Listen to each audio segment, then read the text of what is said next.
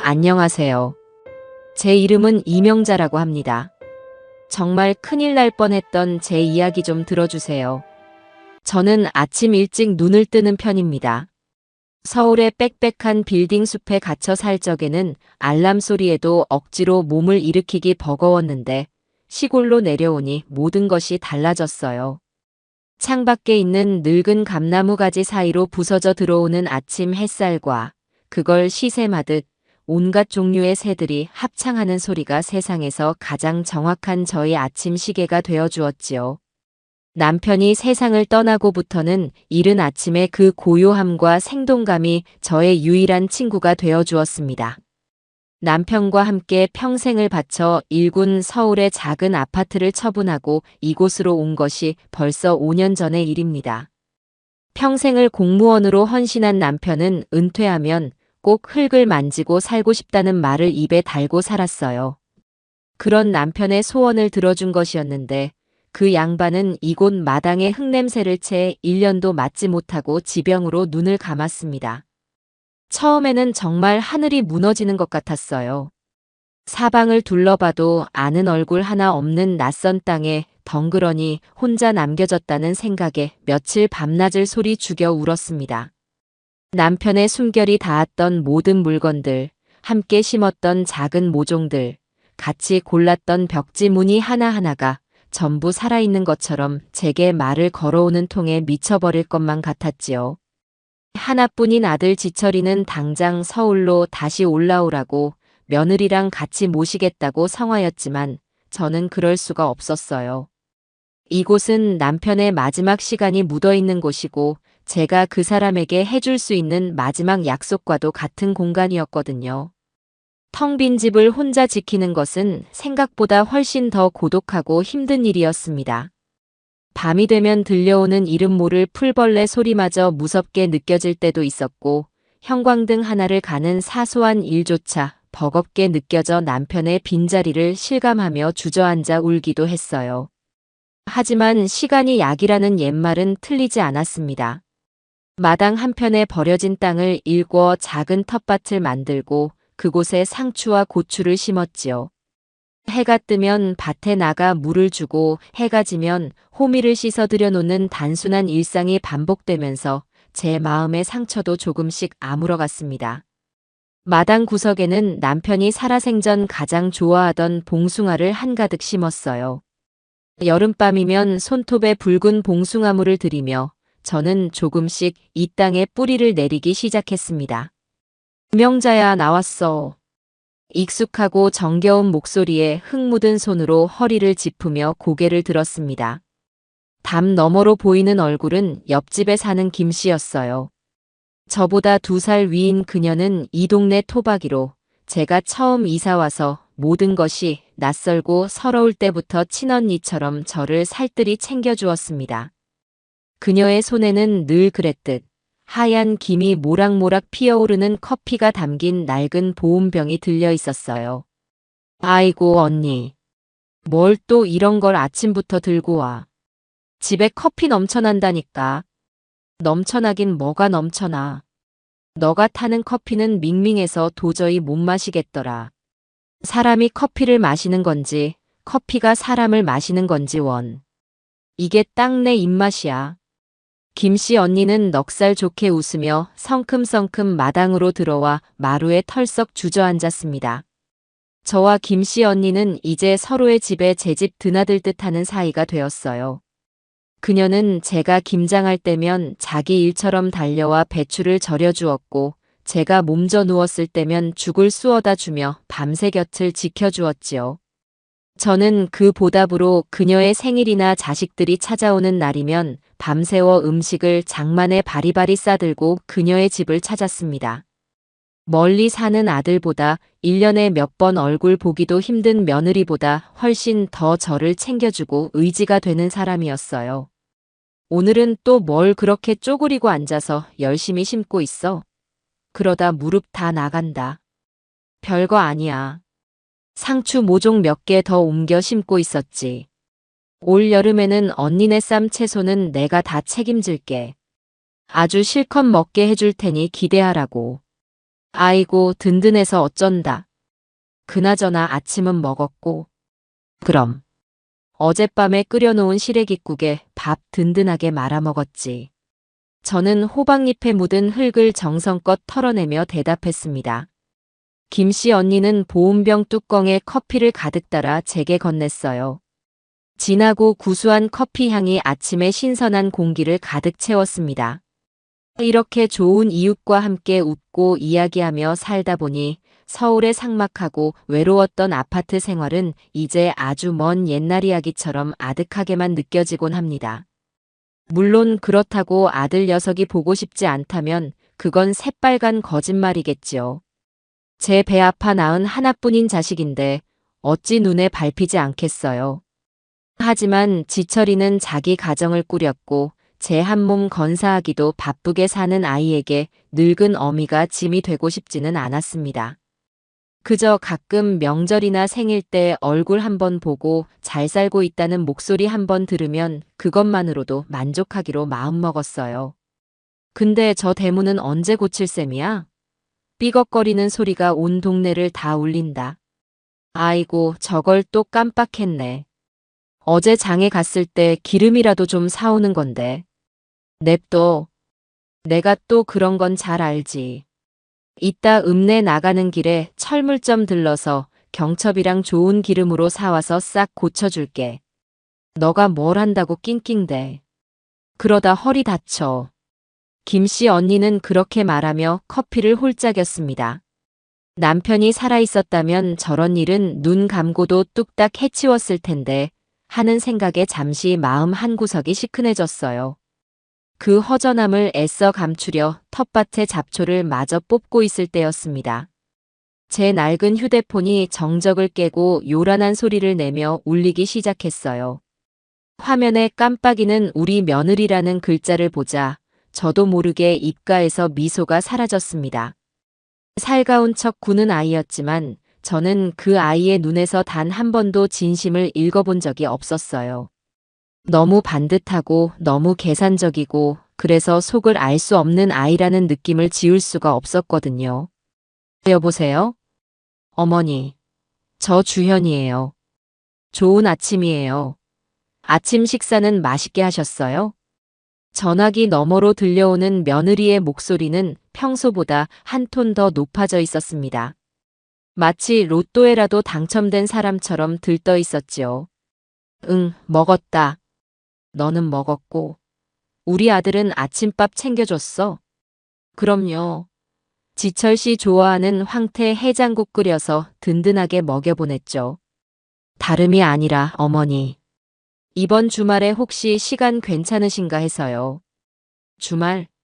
별다른 약속 없으면 집에 있겠지. 무슨 일인데? 제가 정말 용한 절을 하나 알아봤거든요. 풍경도 좋고 공기도 맑아서 기도하면 소원도 잘 들어주고 특히 어르신들 건강 기원하는 데는 최고래요. 어머니, 답답하게 집에만 계시지 말고 바람도 쐬실 겸 저랑 같이 다녀오시는 건 어떠세요? 며느리의 갑작스러운 제안에 저는 잠시 할 말을 잃었습니다. 평소에는 명절에도 바쁘다는 핑계로 얼굴 한번 비추지 않던 아이가 갑자기 절에 가자고 하니 그 의도가 먼저 궁금했기 때문이에요. 하지만 곧 생각을 고쳐먹었습니다. 모처럼 며느리가 마음을 내주는 건데 늙은이가 쓸데없는 의심으로 까탈스럽게 굴어서 좋을 게 없다고 스스로를 타일렀지요. 그래. 그럼 좋지. 안 그래도 며칠 전부터 무릎이 좀 쑤셨는데 잘 됐구나. 정말요? 와, 잘 생각하셨어요, 어머니. 그럼 토요일 아침 일찍 제가 모시러 갈게요. 9시쯤 괜찮으시죠? 그래, 그렇게 하자꾸나. 네, 어머니. 그럼 그날 뵐게요. 아참, 어머니. 혹시 모르니까 신분증 같은 거 꼭 챙겨두세요. 며느리의 마지막 말에 저는 고개를 갸웃했습니다. 신분증은 왜?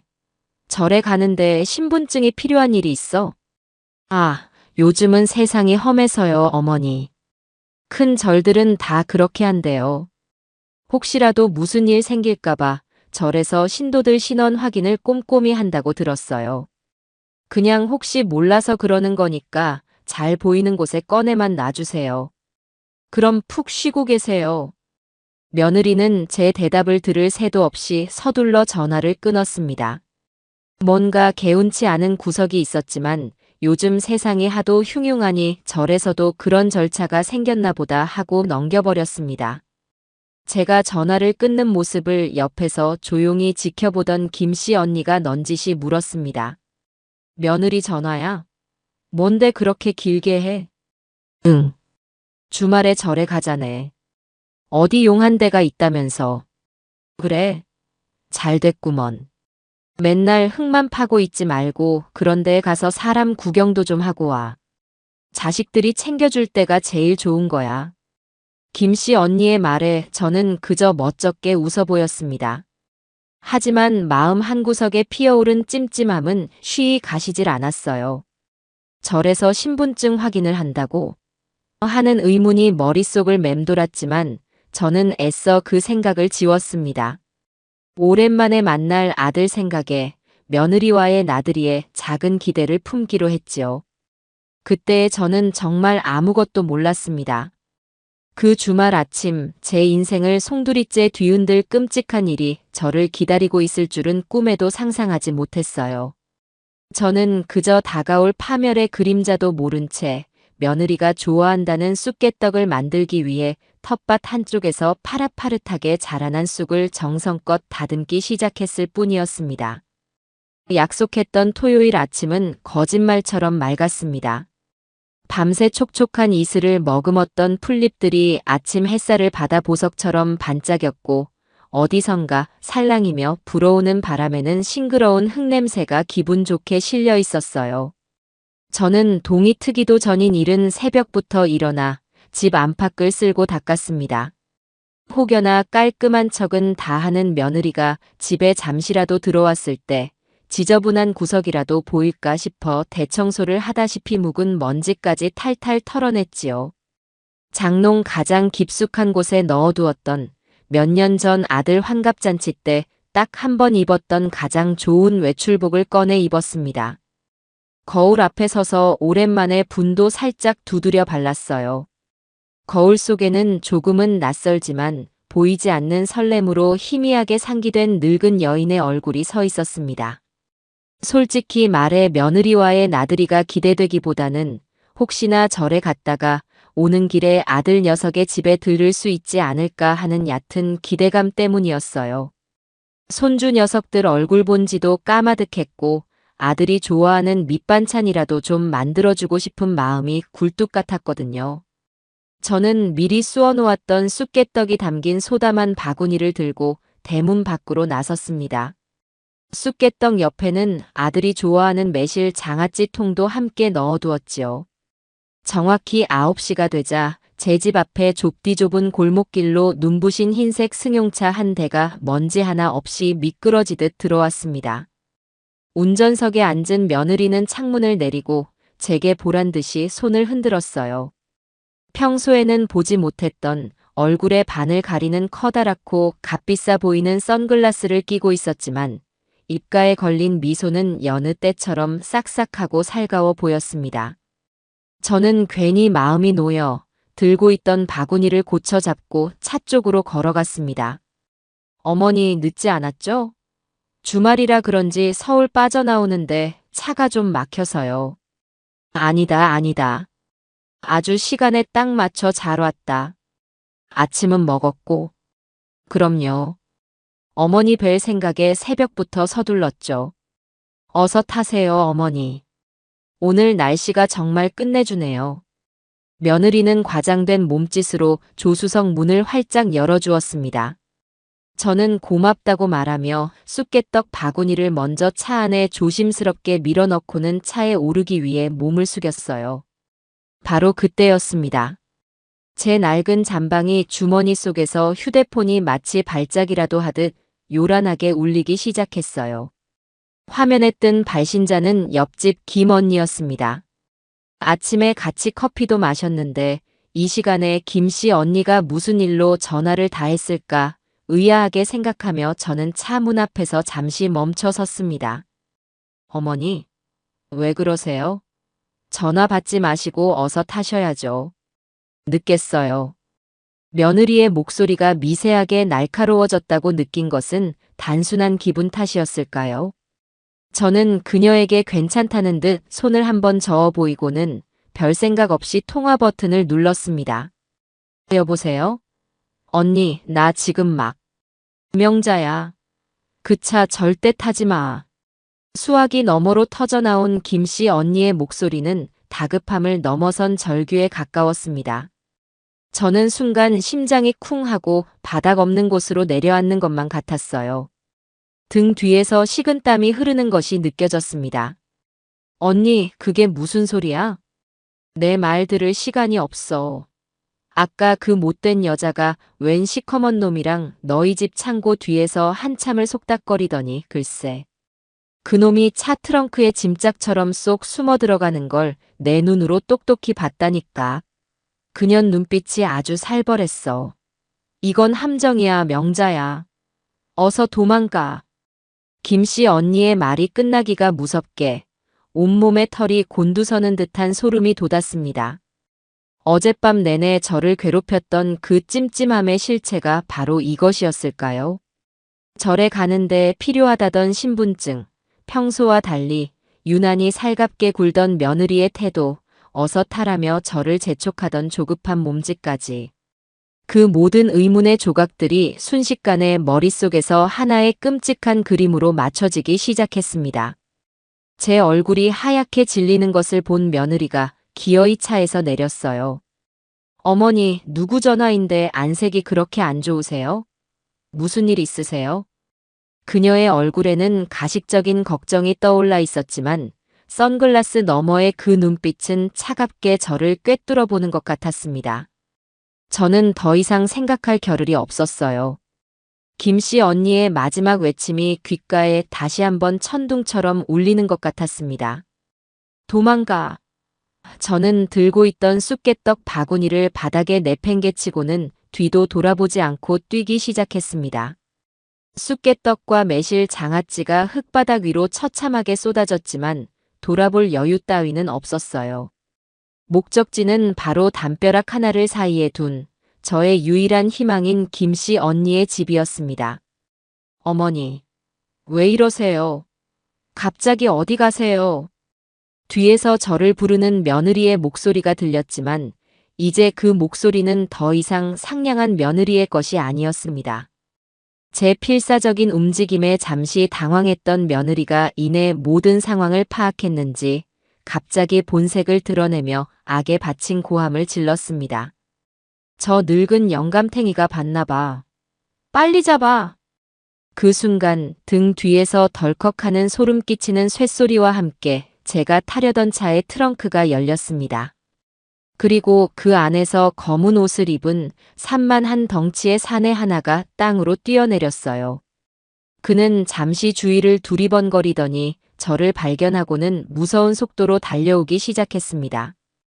그뿐만이 아니었어요.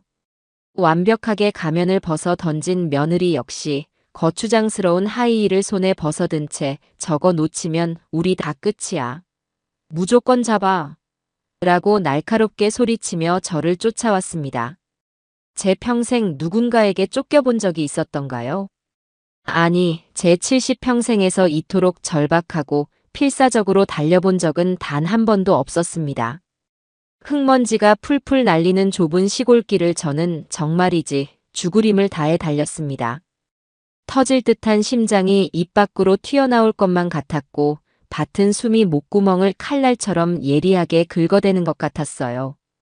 폐가 찢어지는 듯한 고통이 느껴졌습니다. 등 뒤에서는 두 사람의 발소리가 점점 더 가깝게 위협적으로 들려왔습니다. 김씨 언니의 집 대문까지는 불과 몇 걸음 남지 않았어요. 저는 마지막 남은 한 줌의 힘까지 쥐어짜내며 속도를 높였습니다. 다행히 김씨 언니가 미리 대문을 활짝 열어두고 저를 기다리고 있었습니다. 하얗게 질린 그녀의 얼굴은 공포와 분노로 뒤엉켜 있었어요. 저는 거의 기다시피 그녀의 집 대문 안으로 제 몸을 던졌고 김씨 언니는 제 뒤로 육중한 쇠 대문을 닫고 빗장을 걸었습니다. 빗장이 걸리는 철컥 소리가 그 순간만큼은 천상의 소리처럼 들렸습니다. 쿵, 쿵, 쾅, 쾅. 문 열어. 이 늙은이가 진짜 미쳤나? 김씨 할머니. 남의 집안일에 함부로 끼어드는 거 아니에요. 당장 문 열지 못해요? 문 밖에서는 남자와 며느리가 번갈아가며 문을 부술 듯 두들기고 온갖 욕설과 협박을 퍼부어댔습니다. 낡고 녹슨 대문은 금방이라도 부서져 나갈 것처럼 위태롭게 덜컹거렸어요. 김영자야, 괜찮아? 아이고 세상에. 다친 데는 없고. 언니, 저것들이 대체 나한테 왜. 저는 너무 놀라 제대로 말을 잇지 못하고 주저앉아 가쁜 숨만 몰아쉬었습니다. 김씨 언니는 제 등을 두드리며 저를 진정시키려 애썼지만 그녀의 손 역시 사시나무처럼 가늘게 떨리고 있었어요. 일단 여긴 위험해. 저것들 기세를 보니 문을 부수고 들어오는 건 시간 문제일 것 같아. 어서 뒷문으로 빠져나가야 해. 김씨 언니는 저를 부축해 집 안으로 이끌었습니다. 그녀의 말대로 앞문은 더 이상 안전하지 않았어요. 저희는 집을 가로질러 뒷마당으로 향했습니다. 뒷마당에는 성인 여자 허리 높이 정도의 낮은 돌담이 있었고 그 너머는 곧장 마을 뒷산의 울창한 숲으로 이어져 있었어요. 이 담만 넘으면 바로 산이야. 일단 산으로 들어가서 몸을 숨겨. 내가 어떻게든 저것들을 따돌리고 나서 경찰에 신고하고 너한테 연락할게. 어서. 김씨 언니는 저를 다그쳤습니다. 저는 잠시 망설였어요. 저 때문에 평생 조용히 살아온 그녀가 몹쓸 일을 당할까봐 두려웠기 때문입니다. 하지만 지금은 그런 걸 따질 때가 아니었어요. 언니, 정말 고마워. 나 때문에 이게 무슨 일이야? 이 은혜는. 됐어. 은혜는 무슨 놈의 은혜. 우리 사이에 그런 소리 하는 거 아니야. 어서 가기나 해. 김씨 언니는 제 등을 힘껏 떠밀었습니다. 저는 이를 악물고 돌담 위로 기어올랐습니다. 낡은 고무신 한 짝이 벗겨져 맨발이 되었지만 아픔을 느낄 겨를조차 없었어요. 담 너머로 몸을 날리자 밤새 내린 이슬로 축축한 흙과 낙엽이 저를 받아주었습니다. 저는 뒤도 돌아보지 않고 나무들이 빽빽하게 들어선 산속으로 달려 들어갔습니다. 얼마 지나지 않아 김씨 언니의 집 쪽에서 무언가 부서지는 요란한 소리와 함께 며느리의 분노에 찬 고함 소리가 희미하게 들려오는 것 같았습니다. 저는 그 소리를 뒤로 한 채 그저 살아야 한다는 일념 하나만으로 어두운 숲속 깊은 곳으로, 더 깊은 곳으로 제 몸을 숨겼습니다. 맨발이 날카로운 나뭇가지와 돌부리에 긁혀 피가 났지만 그런 것은 아무래도 좋았습니다. 제 머릿속에는 오직 하나의 생각뿐이었어요. 대체 왜? 또 평생을 남에게 싫은 소리 한 번 안 하고 법 없이도 살 사람이라 자부하며 살아온 제게 어째서 이런 끔찍하고 무서운 일이 벌어진 것인지 도무지 이해할 수가 없었습니다. 저는 그저 흐르는 눈물을 닦아낼 생각도 못한 채 짐승처럼 숲을 헤치며 나아갔습니다. 산속은 생각보다 훨씬 더 깊고 험했습니다. 저는 얼마나 달리고 또 걸었는지 모릅니다. 아침이었던 해가 어느새 머리 꼭대기까지 올라와 뜨거운 빛을 내리쬐고 있었지만 울창한 나뭇잎들이 그 빛을 막아주어 숲은 대낮에도 어둑어둑했어요. 더 이상 저를 쫓는 사람들의 소리가 들리지 않게 되자 저는 마치 실이 끊어진 인형처럼 커다란 바위 뒤에 쓰러지듯 주저앉았습니다. 그제야 온몸의 긴장이 풀리면서 극심한 통증과 지독한 두려움이 한꺼번에 파도처럼 몰려왔어요. 꼴을 보니 말이 아니었습니다. 곱게 차려입었던 외출복은 나뭇가지에 걸려 여기저기 찢어져 있었고 벗겨진 신발 대신 저를 지탱해주던 맨발은 온통 상처투성이었습니다. 뾰족한 돌부리에 베인 발바닥에서는 시뻘건 피가 배어나오고 있었지요.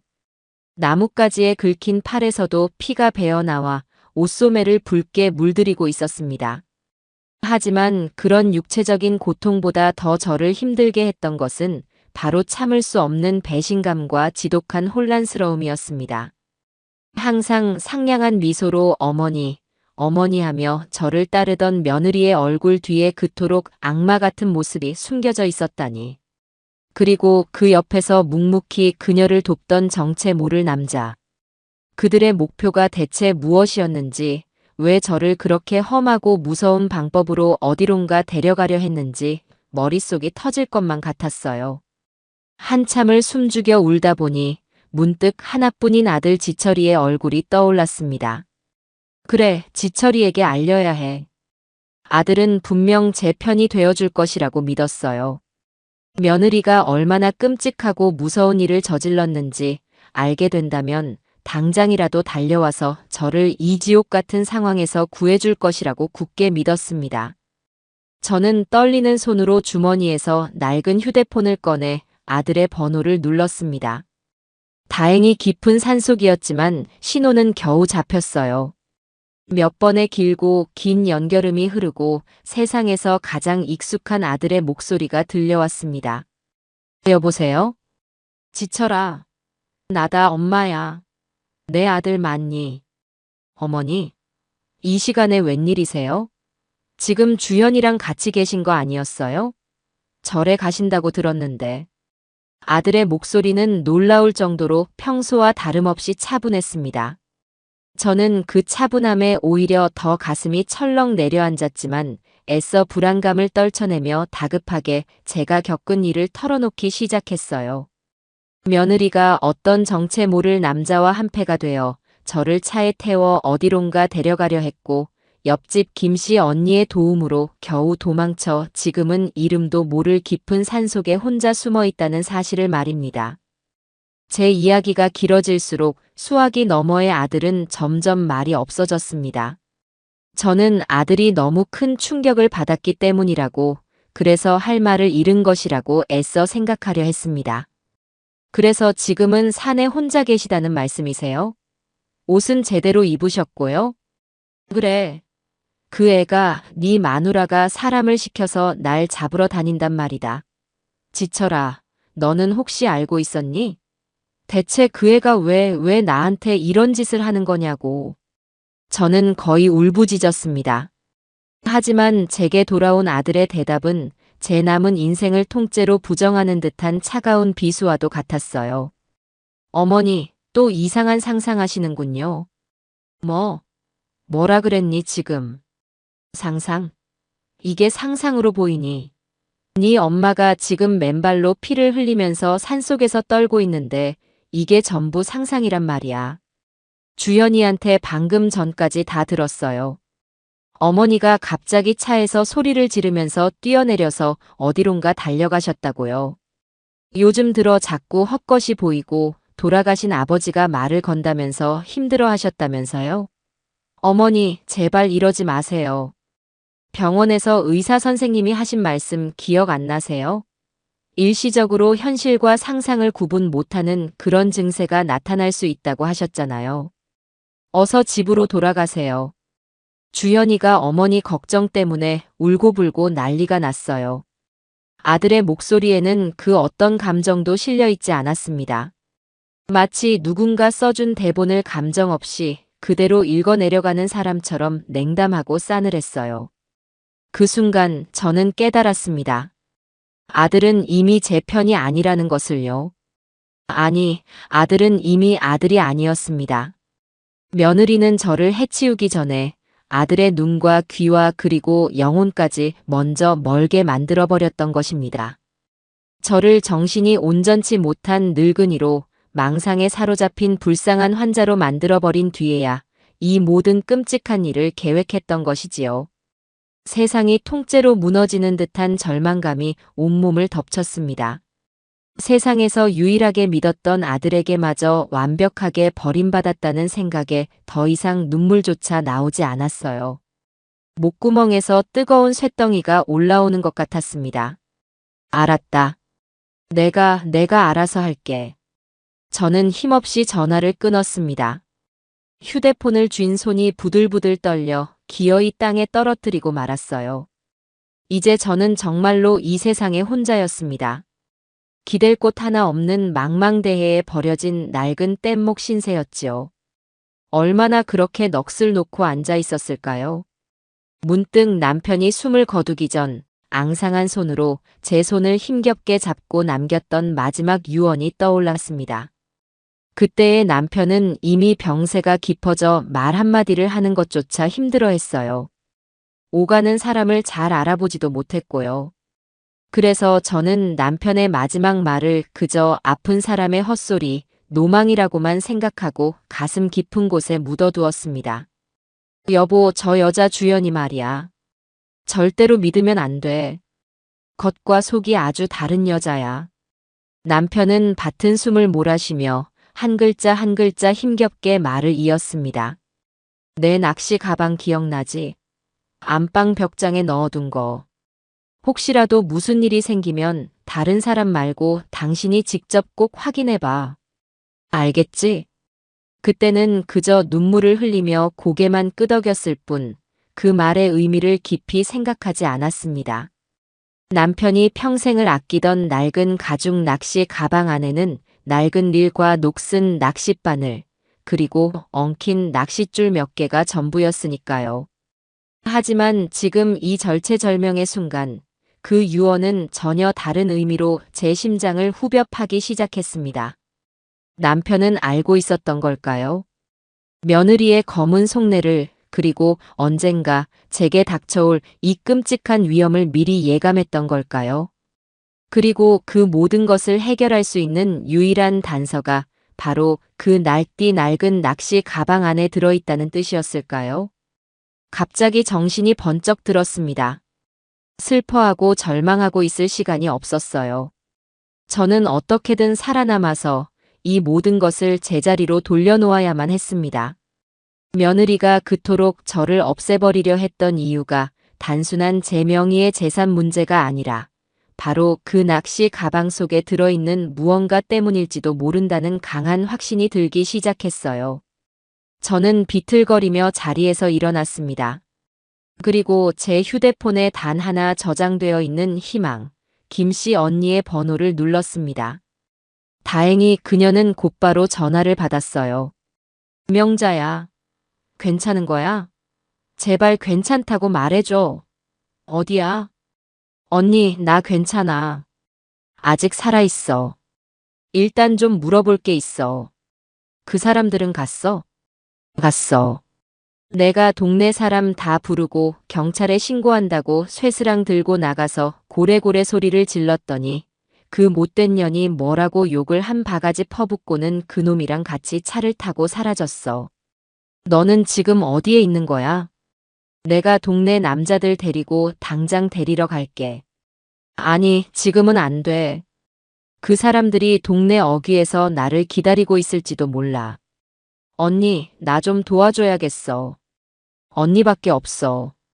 저는 김씨 언니에게 제가 지금부터 하려는 계획을 조심스럽게 설명했습니다. 지금 당장 이 마을을 빠져나가 아주 멀리 있는 옛 친구의 집으로 가야겠다고 말했어요. 김씨 언니는 잠시 말이 없더니 이내 결심한 듯 단호하게 말했습니다. 알겠다.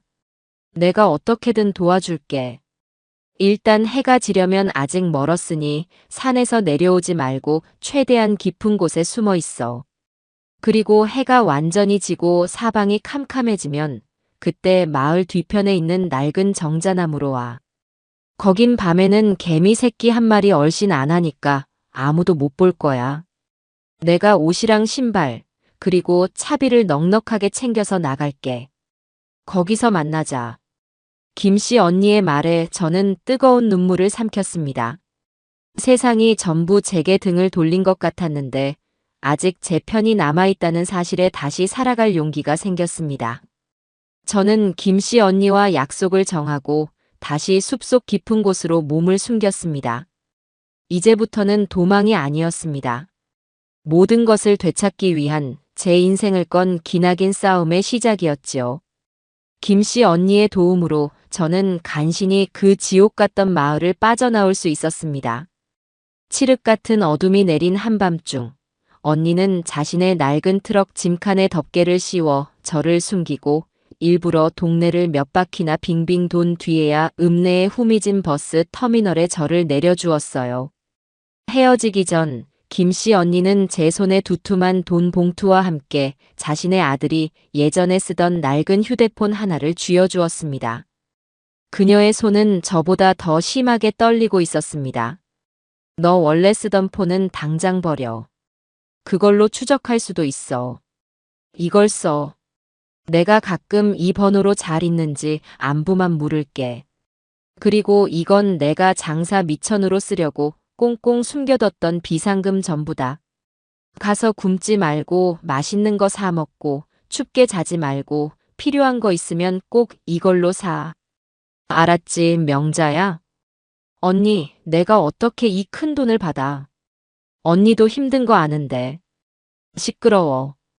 친동생이나 다름없는 너가 죽을 위기에 처했는데 언니 노릇하는 내가 이 정도도 못 해주겠어. 우리 사이에 이런 거 가지고 실랑이 하는 거 아니야. 몸 조심하고 무슨 일 있으면 밤이든 새벽이든 꼭 연락해야 한다. 알았지? 김씨 언니는 제 어깨를 두어 번 힘주어 두드려주고는 더 보면 눈물이 날 것 같다며 황급히 자리를 떴습니다. 저는 낡은 트럭의 희미한 미등이 어둠 속으로 완전히 사라질 때까지 한참을 그 자리에 못 박힌 듯 서 있었습니다. 그리고는 제가 가야 할 목적지, 아주 먼 남쪽 바닷가 도시에 사는 옛 친구 영희의 집으로 향하는 야간 버스표를 끊었습니다. 덜컹거리는 버스에 몸을 싣고 끈적한 어둠이 내린 차창 밖으로 빠르게 스쳐 지나가는 정체 모를 풍경들을 보며 저는 지난 며칠간의 일을 다시 한번 되짚어 보았습니다. 모든 것이 한바탕의 지독한 악몽처럼 비현실적으로 느껴졌어요. 영희는 제가 시집가기 전까지 한 동네에서 치마폭을 붙잡고 자란 그야말로 중마고우였습니다. 결혼하고 서로 사는 게 바빠지면서 자연스레 연락이 뜸해지기는 했지만 제 인생에서 가장 힘들고 기뻤던 순간을 속속들이 공유했던 유일한 친구였지요.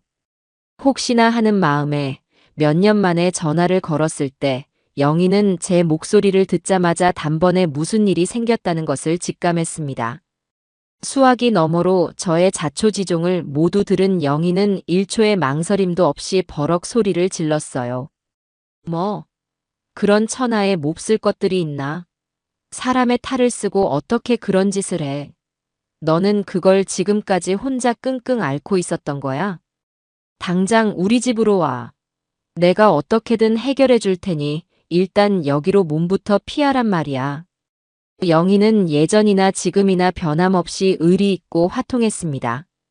꼬박 하루를 꼬박 달려 도착한 영희의 집 대문 앞에서 저를 발견한 그녀는 흑먼투성이인 제 행색을 보자마자 눈시울부터 붉혔습니다. 그리고는 아무 말 없이 저를 와락, 뼈가 부서져라 껴안아 주었어요. 따뜻하고 단단한 친구의 품에 안기자 그동안 애써 참고 또 참아왔던 서름과 공포가 한꺼번에 터져나왔습니다. 저는 어린아이가 된 것처럼 한참을 소리내어 울었습니다. 영희의 집은 저에게 완벽한 요새이자 은신처가 되어 주었습니다. 그녀는 능력 있는 사업가였던 남편과 사별하고 막대한 유산을 물려받았고 장성한 자식들은 모두 외국으로 보내고 지금은 바다가 보이는 언덕 위의 그림 같은 집에서 혼자 지내고 있었어요.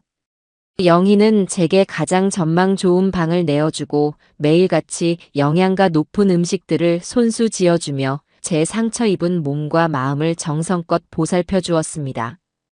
그녀의 극진한 보살핌 덕분에 저는 빠르게 기력을 되찾을 수 있었어요. 그리고 며칠 후 저희는 따뜻한 햇살이 들어오는 거실에 마주 앉아 앞으로의 반격을 위한 구체적인 계획을 세우기 시작했습니다. 일단 가장 중요한 건 네 남편이 남겼다는 그 낚시 가방을 무슨 수를 써서라도 되찾아오는 거야. 내 직감에 거기에 모든 비밀이 들어있을 게 분명해. 맞아. 하지만 내가 어떻게 그 집에 다시 들어가. 그 못된 며느리가 눈에 불을 켜고 나를 찾고 있을 텐데. 집 주변에 사람을 풀어놨을지도 몰라. 그러니까 머리를 써야지. 정면으로 부딪히는 건 계란으로 바위치기야. 저쪽이 예측하지 못할 방법으로 허를 찔러야 해. 영희는 펜을 들고 커다란 종이에 무언가를 체계적으로 적기 시작했습니다. 저희의 첫 번째 목표는 적진을 탐색하는 것이었어요. 며느리 서주현과 아들 지철이가 지금 어떻게 지내고 있는지, 그리고 저를 찾기 위해 어떤 움직임을 보이고 있는지부터 정확하게 파악해야만 했습니다. 내 딸내미 친구 중에 신용정보회사를 운영하는 애가 하나 있어. 불법적인 흥신소 같은 건 아니고 그냥 합법적인 선에서 기업이나 사람 신용도 조사해주고 하는 그런 곳이야. 일단 거기에 정식으로 의뢰해서 그 못된 며느리년의 최근 동태부터 샅샅이 파악해보자. 돈은 얼마가 들어도 상관없어. 영희는 곧바로 딸에게 전화를 걸어 도움을 요청했습니다. 그리고 불과 며칠 뒤 저희는 그야말로 기가 막히고 충격적인 소식을 전해 듣게 되었어요.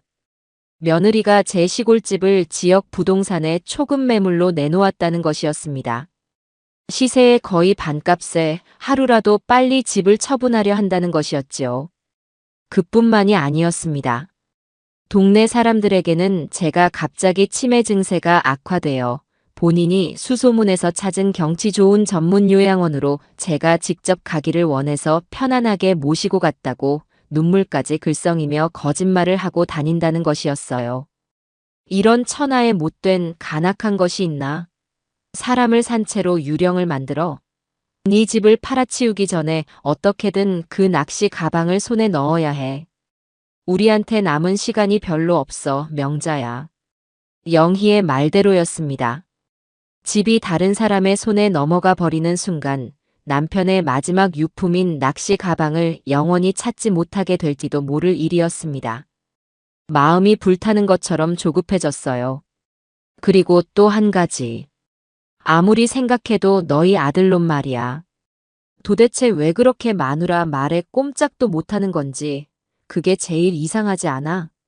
아무리 마누라가 무섭고 엄마가 밉기로써니지 엄마가 산속에서 맨발로 헤매고 있다는데 그걸 망상이라고 잘라 말하는 놈이 세상에 어디 있어. 뭔가 단단히 약점을 잡힌 게 분명해. 영희는 문제의 핵심을 정확히 짚어냈습니다.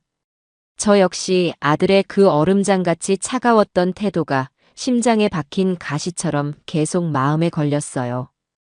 아무리 며느리에게 세뇌를 당했다고 해도 그건 상식적으로 이해할 수 없는 행동이었습니다.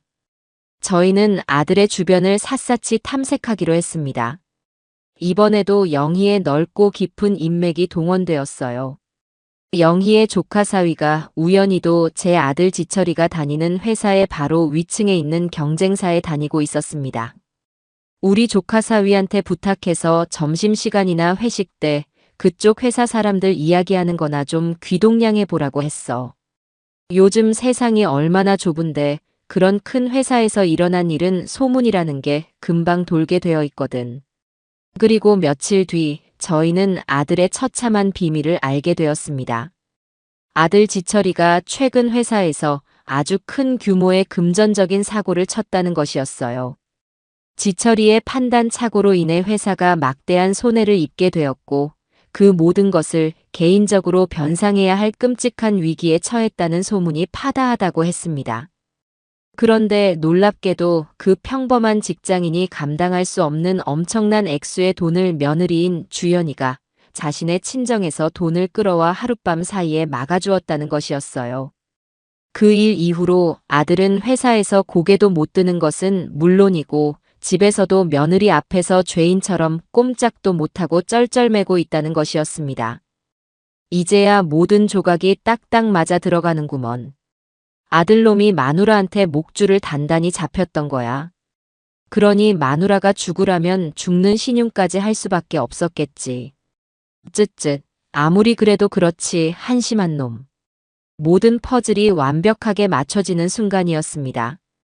며느리는 아들의 치명적인 약점을 이용해 그를 자신의 충실한 꼭두각시로 만들었고 저를 조용히 제거한 뒤 제 명의의 재산과 시골집을 모두 팔아치워 아들의 빚을 갚는 데 쓴 돈을 메우려 했던 것이 분명했어요. 이제 목표는 명확해졌습니다. 며느리의 소나기에서 어리석은 아들을 구해내고 집이 다른 사람의 손에 팔리기 전에 남편의 마지막 유산인 낚시 가방을 되찾아야만 합니다. 저는 더 이상 겁에 질려 도망만 다니던 나약한 노인이 아니었어요. 모든 것을 바로잡기 위해 차가운 반격을 준비하는 전사가 되어야만 했습니다. 영희와 저는 밤이 새는 줄도 모르고 머리를 맞대고 저 교활하고 탐욕스러운 여우의 허를 찌를 완벽하고 치밀한 계획을 세우기 시작했습니다. 영희의 집에 머물며 몸을 추스르는 동안 제 머릿속은 온통 아들 지철이에 대한 생각으로 가득 차 있었습니다.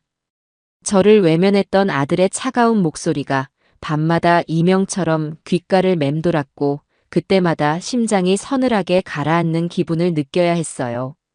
하지만 아들에 대한 원망보다는 그 아이가 처한 상황에 대한 안타까움과 연민이 더 컸습니다. 제 아들은 본래 심성이 악한 아이가 아니었습니다. 어릴 적부터 겁이 많고 마음이 여려 길가에 다친 강아지도 그냥 지나치지 못했던 그런 아이였지요. 그런 지철이가 어쩌다 제 어미를 사지로 내모는 일에 동참하게 되었는지 그 배경에는 분명 며느리의 교활한 계략과 아들의 말 못할 사정이 얽혀 있을 것이라 짐작했습니다. 영희의 도움으로 알아낸 아들의 소식은 제 짐작이 틀리지 않았다는 것을 증명해 주었습니다. 회사에 막대한 손해를 끼친 아들이 그 빚을 며느리가 대신 갚아주었다는 사실을 알게 되었을 때 저는 눈앞이 캄캄해지는 것 같았어요. 며느리는 아들의 목에 굵은 쇠사슬을 채운 것이나 다름없었습니다. 경제적인 능력을 상실한 남자가 아내 앞에서 얼마나 무력해지는지 저는 너무나도 잘 알고 있었기 때문입니다. 아들은 죄책감과 무력감 속에서 매일매일 지옥 같은 시간을 보내고 있을 것이 분명했어요. 아니나 다를까 영희의 사람을 통해 전해들은 아들의 근황은 처참하기 그지없었습니다. 지철이는 회사에서도 집에서도 유령 같은 존재가 되어버렸다고 해요. 예전에는 동료들과 어울려 술도 한 잔 기울이고 주말이면 낚시 동호회 활동도 열심히 하던 아이였는데 이제는 퇴근하면 곧장 집으로 와 방에 틀어박혀 나오지도 않는다고 했습니다. 며느리 주현이는 그런 아들을 더욱더 옥죄고 있었지요. 그녀는 더 이상 아들 앞에서 상냥한 아내인 척 연기하지 않았습니다. 아들의 빚을 갚아준 것을 마치 평생의 훈장처럼 여기며 사사건건 아들을 무시하고 윽박질렀다고 합니다. 당신이 그때 그 사고만 안 쳤어도 내가 이 고생은 안 하잖아. 우리 아빠가 당신 때문에 얼마나 실망했는지 알아? 당신은 평생 나한테 빚진 사람이야. 잊지 마. 식탁에서, 거실에서, 심지어는 잠자리에 들기 전까지도 며느리는 아들에게 끊임없이 죄책감을 상기시켰다고 해요. 지철이는 그런 아내의 모진 말에 단 한마디 대꾸도 하지 못하고 그저 고개를 숙인 채 묵묵히 모든 것을 감내하고 있었습니다. 그리고 그 모든 대화의 끝은 항상 저에 대한 이야기로 마무리되었다고 합니다. 어머니는 대체 어디 가서 뭘 하고 계신 거야? 혹시라도 무슨 일 생기면 그 책임 다 당신이 져야 해. 어머니 명의로 된 재산, 그거라도 빨리 처분해서 우리 손해본 거 메꿔야 할 거 아니야. 시골집은 왜 이렇게 안 팔리는 거야? 답답해 죽겠네 정말. 며느리는 저를 찾는 일에는 혈안이 되어 있으면서도 정작 제 아내는 조금도 걱정하지 않았습니다. 그녀에게 저는 그저 돈으로만 보이는 존재였던 것이지요. 이런 숨막히는 상황 속에서 아들의 영혼은 서서히 병들어가고 있었습니다. 밤에는 잠을 이루지 못해 홀로 술을 마시는 날이 잦아졌고 며칠 사이에 얼굴이 반쪽이 되어 주위 사람들의 걱정을 샀다고 합니다. 아들은 아마 알고 있었을 겁니다. 자신이 지금 얼마나 끔찍한 잘못을 저지르고 있는지, 그리고 이 모든 것이 잘못되었다는 것을요. 하지만 빚이라는 거대한 족쇄와 아내의 서슬퍼런 협박 앞에서 그는 아무것도 할 수 없는 무력한 자신을 발견하고 절망하고 있었을 테지요. 저는 더 이상 아들이 망가지는 것을 지켜보고만 있을 수 없었습니다. 아들을 이대로 내버려 둔다면 며느리의 소나기에서 평생을 꼭두각시처럼 살다가 비참하게 생을 마감하게 될지도 모를 일이었습니다. 저는 아들을 구해야만 했습니다. 그것이 어미 된 자로서의 마지막 도리라고 생각했어요. 영희와 저는 머리를 맞대고 아들의 마음을 돌릴 방법을 찾기 시작했습니다. 직접 만나는 건 위험해. 며느리가 아들놈 주변에 사람을 붙여놨을지도 몰라. 그렇다고 전화로 이야기하기에는 그 아이가 내 말을 믿어주지 않을 거야. 그렇다면 아들놈의 마음 가장 깊숙한 곳을 흔들 수 있는 무언가가 필요해. 그 아이만 알아볼 수 있는 너와 아들만의 신호 같은 거 말이야. 영희의 말에 제 머릿속에 번뜩 스쳐 지나가는 것이 있었습니다. 그것은 바로 제 낡은 경대 서랍 깊숙한 곳에 보관해 두었던 낡은 흑백 사진 한 장이었습니다. 아들이 초등학생일 무렵 남편과 함께 셋이서 강으로 낚시를 갔을 때 찍은 사진이었어요. 사진 속에서 남편은 자신이 잡은 커다란 잉어를 들고 환하게 웃고 있었고 그 옆에 선 어린 지철이는 무서움 반 신기함 반의 표정으로 아빠의 팔에 매달려 있었습니다. 그리고 저는 그런 두 남자를 사랑스러운 눈빛으로 바라보고 있었지요. 그날은 우리 세 식구에게 가장 행복했던 날 중 하나로 기억되고 있습니다. 아들은 유독 그 사진을 좋아해서 한동안 자신의 책상머리에 붙여놓고는 했었어요. 저는 영희에게 제 계획을 말했습니다. 저 사진과 함께 짧은 편지를 아들에게 보내는 것이었습니다. 편지에는 구구절절한 설명 대신 아들의 심장을 관통할 단 한 문장만 적을 생각이었습니다. 영희는 제 계획에 고개를 끄덕였습니다. 좋은 생각이야. 하지만 어떻게 전달하느냐가 문제지. 집으로 보내면 며느리 손에 먼저 들어갈 게 뻔하고 회사로 보내야 해. 아주 중요한 서류처럼 보이게 위장해서 다른 사람 손을 거치지 않고 아들 책상 위에 바로 도착하도록 말이야. 영희는 이번에도 그녀의 넓은 인맥을 활용했습니다. 그녀의 딸 친구가 운영한다는 신용정보회사는 단순한 조사 업무뿐만 아니라 기업 간의 중요한 문서를 전달하는 보안 배송 서비스도 하고 있었습니다. 저희는 그곳을 통해 철저하게 위장된 서류 봉투 하나를 아들의 회사로 보냈습니다. 봉투 겉면에는 대회비라는 붉은 도장까지 찍어서 누가 보아도 중요한 문서처럼 보이게 만들었지요. 며칠 뒤 지철이는 자신의 사무실 책상 위에 놓인 낯선 서류 봉투 하나를 발견했다고 합니다. 발신인의 이름도 주소도 적혀있지 않은 정체 모를 봉투였지요. 호기심 반, 의심 반으로 봉투를 연 아들은 그 안에 들어있는 내용물을 보고 숨을 멈췄다고 합니다. 낡고 빛바랜 흑백 사진 속에서 세상에서 가장 행복한 얼굴로 웃고 있는 젊은 시절의 아버지와 어머니, 그리고 자기 자신의 모습을 본 순간 아들의 눈에서 뜨거운 눈물이 왈칵 쏟아졌다고 해요. 잊고 지냈던, 아니 애써 잊으려 했던 행복했던 시절의 기억이 한꺼번에 되살아나 그의 무너진 마음을 후벼 팠던 것입니다. 그리고 사진 밑에는 짤막한 메모지 한 장이 들어 있었습니다. 그것은 분명 그리운 어머니의 필체였어요. 내 아버지는 모든 것을 알고 있었다. 이것이 너에게 주는 마지막 기회다. 아들은 그 짧은 문장에서 어머니의 절박한 심정과 아버지의 깊은 유지를 동시에 읽었다고 합니다. 아버지는 돌아가시기 전부터 며느리의 본색을 꿰뚫어 보고 계셨던 것이고 어머니는 자신을 원망하는 대신 구원해주기 위해 마지막 손길을 내밀고 있다는 것을요. 아들은 더 이상 망설일 수가 없었습니다. 메모지 뒷면에는 약도 하나가 그려져 있었습니다. 그곳은 어릴 적 아들이 아버지와 함께 자주 갔던 지금은 사람들의 기억 속에서 잊힌 강가의 낡은 정자였습니다. 그날 저녁 퇴근 시간이 되자마자 아들은 아내에게는 회사에 급한 일이 생겼다는 거짓말을 하고 약속 장소로 향했습니다. 강가에는 차가운 밤바람이 불고 있었고 낡은 정자에는 희미한 가로등 불빛만이 외롭게 비치고 있었습니다.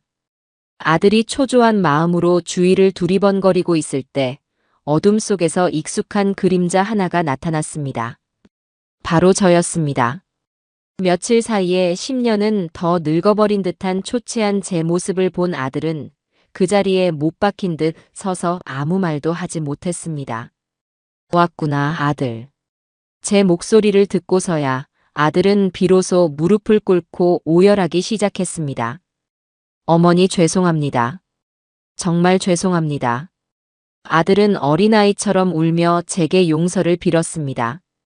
저는 그런 아들을 다그치거나 원망하지 않았습니다. 그저 조용히 아들 곁으로 다가가 그의 어깨에 제 낡은 외투를 벗어 덮어주었어요.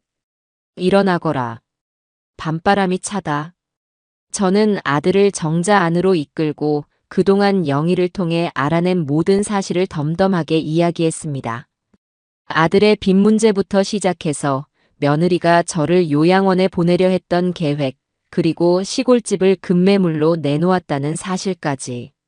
제 이야기를 듣는 내내 아들은 고개를 들지 못했습니다. 그리고 마침내 그는 며느리에게서 들었던 모든 계획을 제게 털어놓았습니다. 며느리가 저를 없애버린 뒤 제 명의로 된 모든 재산을 처분해서 자신의 손해를 메우려 했다는 끔찍한 진실을 말입니다. 어머니, 저는 이제 어떻게 해야 합니까? 저는 이미 그 여자의 소나기에서 벗어날 수 없는 몸입니다. 아들은 절망적인 목소리로 말했습니다. 저는 그런 아들의 손을 굳게 잡았습니다. 제 손은 작고 늙었지만 그 어느 때보다 강한 힘이 실려 있었어요. 아니, 아직 늦지 않았다. 내가 너를 그 악마 같은 여자에게서 구해주러 왔다. 그러니 이제부터는 내 말대로만 움직여라. 너의 잘못을 바로잡을 수 있는 마지막 기회다. 제 단호한 목소리에 아들의 흔들리던 눈빛이 점차 안정을 되찾기 시작했습니다. 그는 한참 동안 저를 바라보더니 이내 굳은 결심을 한 듯 비장한 표정으로 고개를 끄덕였습니다. 그날 밤 강가의 낡은 정자에서 저희 두 모자는 서로의 상처를 보듬고 모든 것을 되돌리기 위한 위험한 반격을 약속했습니다. 그날 이후 아들 지철이는 완벽한 이중 스파이가 되었습니다. 영희의 집에 숨어있는 저와는 김 씨가 준 폰으로만 연락을 주고받으며 집에서는 며느리 주현이에게 더할 나위 없이 순종적인 남편 행세를 했지요. 아들에게는 참으로 고통스러운 시간이었을 겁니다. 자신의 인생을 망가뜨린 원수 같은 아내 앞에서 아무렇지 않은 척 웃고 그녀의 비위를 맞추며 신뢰를 얻어내는 과정은 결코 쉽지 않았을 테니까요. 하지만 지철이는 속죄하는 마음으로 그리고 자신을 구원해줄 유일한 동아줄인 저를 믿으며 묵묵히 제 지시를 따랐습니다. 저와 영희, 그리고 이제는 우리의 가장 중요한 정보원이 된 아들까지 저희 셋은 밤마다 머리를 맞대고 며느리의 숨통을 끊어놓을 완벽한 계획을 세웠습니다. 지철이를 통해 전해 듣는 며느리의 동태는 우리의 예상을 한치도 벗어나지 않았어요. 그녀는 시골집이 생각처럼 빨리 팔리지 않자 점점 더 초조해하고 신경질적으로 변해가고 있었습니다. 저를 찾기 위해 사람까지 고용했지만 제가 영희의 집이라는 안전한 요새 안에 숨어있는 이상 그녀의 수색은 번번이 허사로 돌아갔지요. 답답해 죽겠네. 그 늙은이는 대체 땅으로 꺼진 거야? 하늘로 솟은 거야? 집이라도 빨리 팔리면 좋겠는데 요즘 경기가 안 좋아서 그런지 보러 오는 사람도 없잖아. 지철이는 며느리가 전화로 누군가에게 짜증을 내는 소리를 여러 번 들었다고 합니다. 바로 지금이 미끼를 던질 때라고 저희는 판단했습니다. 저희의 계획은 며느리의 가장 큰 약점, 바로 끝을 모르는 탐욕을 이용하는 것이었습니다. 그리고 그 탐욕을 자극할 최고의 미끼는 바로 남편의 유품인 낚시 가방이었지요. 며느리는 그 낡은 가방 안에 제가 숨겨둔 거액의 비자금이나 부동산 관련 서류가 들어있을 것이라고 굳게 믿고 있었으니까요. 작전은 지철이가 먼저 바람을 잡는 것에서부터 시작되었습니다. 어느 날 저녁 지철이는 일부러 시무룩한 표정을 짓고는 며느리에게 조심스럽게 말을 꺼냈습니다. 여보, 아무래도 어머니가 우리한테 단단히 화가 나신 것 같아. 오늘 회사로 국제 전화가 한 통 걸려왔는데 어머니 목소리였어. 뭐? 어머니가? 어디서 건 전화인데? 며느리는 기다렸다는 듯이 달려들었습니다. 지철이는 태연하게 거짓말을 이어갔습니다. 그건 모르겠어. 발신번호 표시 제한으로 걸려와서. 그런데 어머니가 아주 이상한 소리를 하셨어. 당신이 그토록 찾던 낚시 가방, 그거 절대 넘겨줄 수 없다고 하시면서 만약 그 가방을 계속 찾으려고 하면 자기가 가진 모든 걸 터뜨려 버리겠다고 협박하셨어. 뭐? 터뜨리다니 뭘 터뜨려? 나도 모르지. 그런데 목소리가 예전 같지 않게 아주 차갑고 단호했어. 뭔가 우리 모르는 걸 쥐고 있는 눈치였어.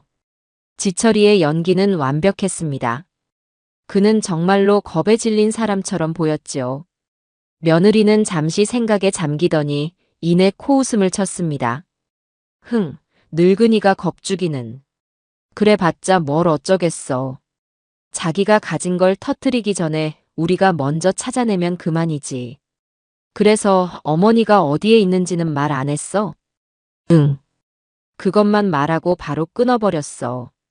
여보, 나 좀 무서워. 우리 그냥 이쯤에서 그만두면 안 될까? 이러다가 정말 큰일 날 것 같아. 지철이가 일부러 약한 모습을 보이자 며느리는 오히려 더 기고만장해졌습니다. 무섭긴 뭐가 무서워. 거의 다 왔는데 여기서 포기하라고? 당신은 그냥 가만히 있어. 모든 건 내가 알아서 할 테니까. 낚시 가방, 그거 내가 무슨 수를 써서라도 찾아내고 말 거야. 며느리가 미끼를 확실히 물었다는 것을 확인한 저희는 다음 단계로 넘어갔습니다. 이번에는 제가 직접 나설 차례였지요. 저는 며느리의 개인 휴대폰 번호로 발신번호 표시 제한을 걸어 전화를 했습니다. 목소리는 최대한 차갑고 위엄있게 깔았어요. 나다. 어머니. 수화기 너머의 며느리는 잠시 당황한 듯 했지만 이내 평정심을 되찾고 비아냥거리기 시작했습니다. 어머니, 그동안 어디서 그렇게 잘 숨어 지내셨어요? 저희가 얼마나 걱정했는지 아세요? 닥쳐라. 걱정. 네가 한 건 걱정이 아니라 수색이었겠지. 본론만 말하겠다. 네가 그토록 원하는 낚시 가방, 그거 가지고 싶으냐? 네. 그걸 주시려고요? 공짜는 없다. 세상에 공짜가 어디 있겠니? 그 가방의 가치만큼 내놓는다면 생각해보지. 가치라니요? 그 안에 뭐가 들었는데요? 그건 네가 직접 확인해보면 알게 될 것이다. 현금으로 5억, 깨끗한 돈으로 준비해라. 그 돈을 받으면 낚시 가방을 넘겨주겠다. 네가 내 집과 땅을 팔아서 얻으려 했던 돈이 대충 그 정도 아니더냐? 제 말에 며느리는 잠시 숨을 고르는 듯 했습니다. 그녀의 머릿속에서 빠르게 계산기가 돌아가는 소리가 들리는 것 같았어요. 그녀는 제가 정말로 5억 원의 가치가 있는 무언가를 낚시 가방 안에 숨겨두었다고 믿기 시작한 것이 분명했습니다. 좋아요. 5억. 준비할게요. 그럼 언제 어디서 뵙죠? 날짜와 장소는 내가 다시 알려주겠다. 그리고 한 가지 조건이 더 있다. 네 아들 지철이 손에 돈 가방을 들려 혼자 보내거라. 만약 네가 나타나거나 다른 꼼수를 부린다면 나는 가방과 함께 영원히 사라져버릴 것이다. 명심해라. 이건 너와 나의 거래이지 지철이는 상관없는 일이다. 저는 며느리가 아들을 의심하지 못하도록 일부러 아들을 거래에서 배제하는 듯한 말을 덧붙였습니다. 며느리는 제 조건을 순순히 받아들였어요. 그녀는 제가 아들을 보호하려 한다고 착각했겠지만 사실 그것은 아들에게 완벽한 알리바이를 만들어주기 위한 저희의 치밀한 계획이었습니다. 이제 모든 판은 짜였습니다. 남은 것은 저 악독한 여우를 사냥할 마지막 무대를 준비하는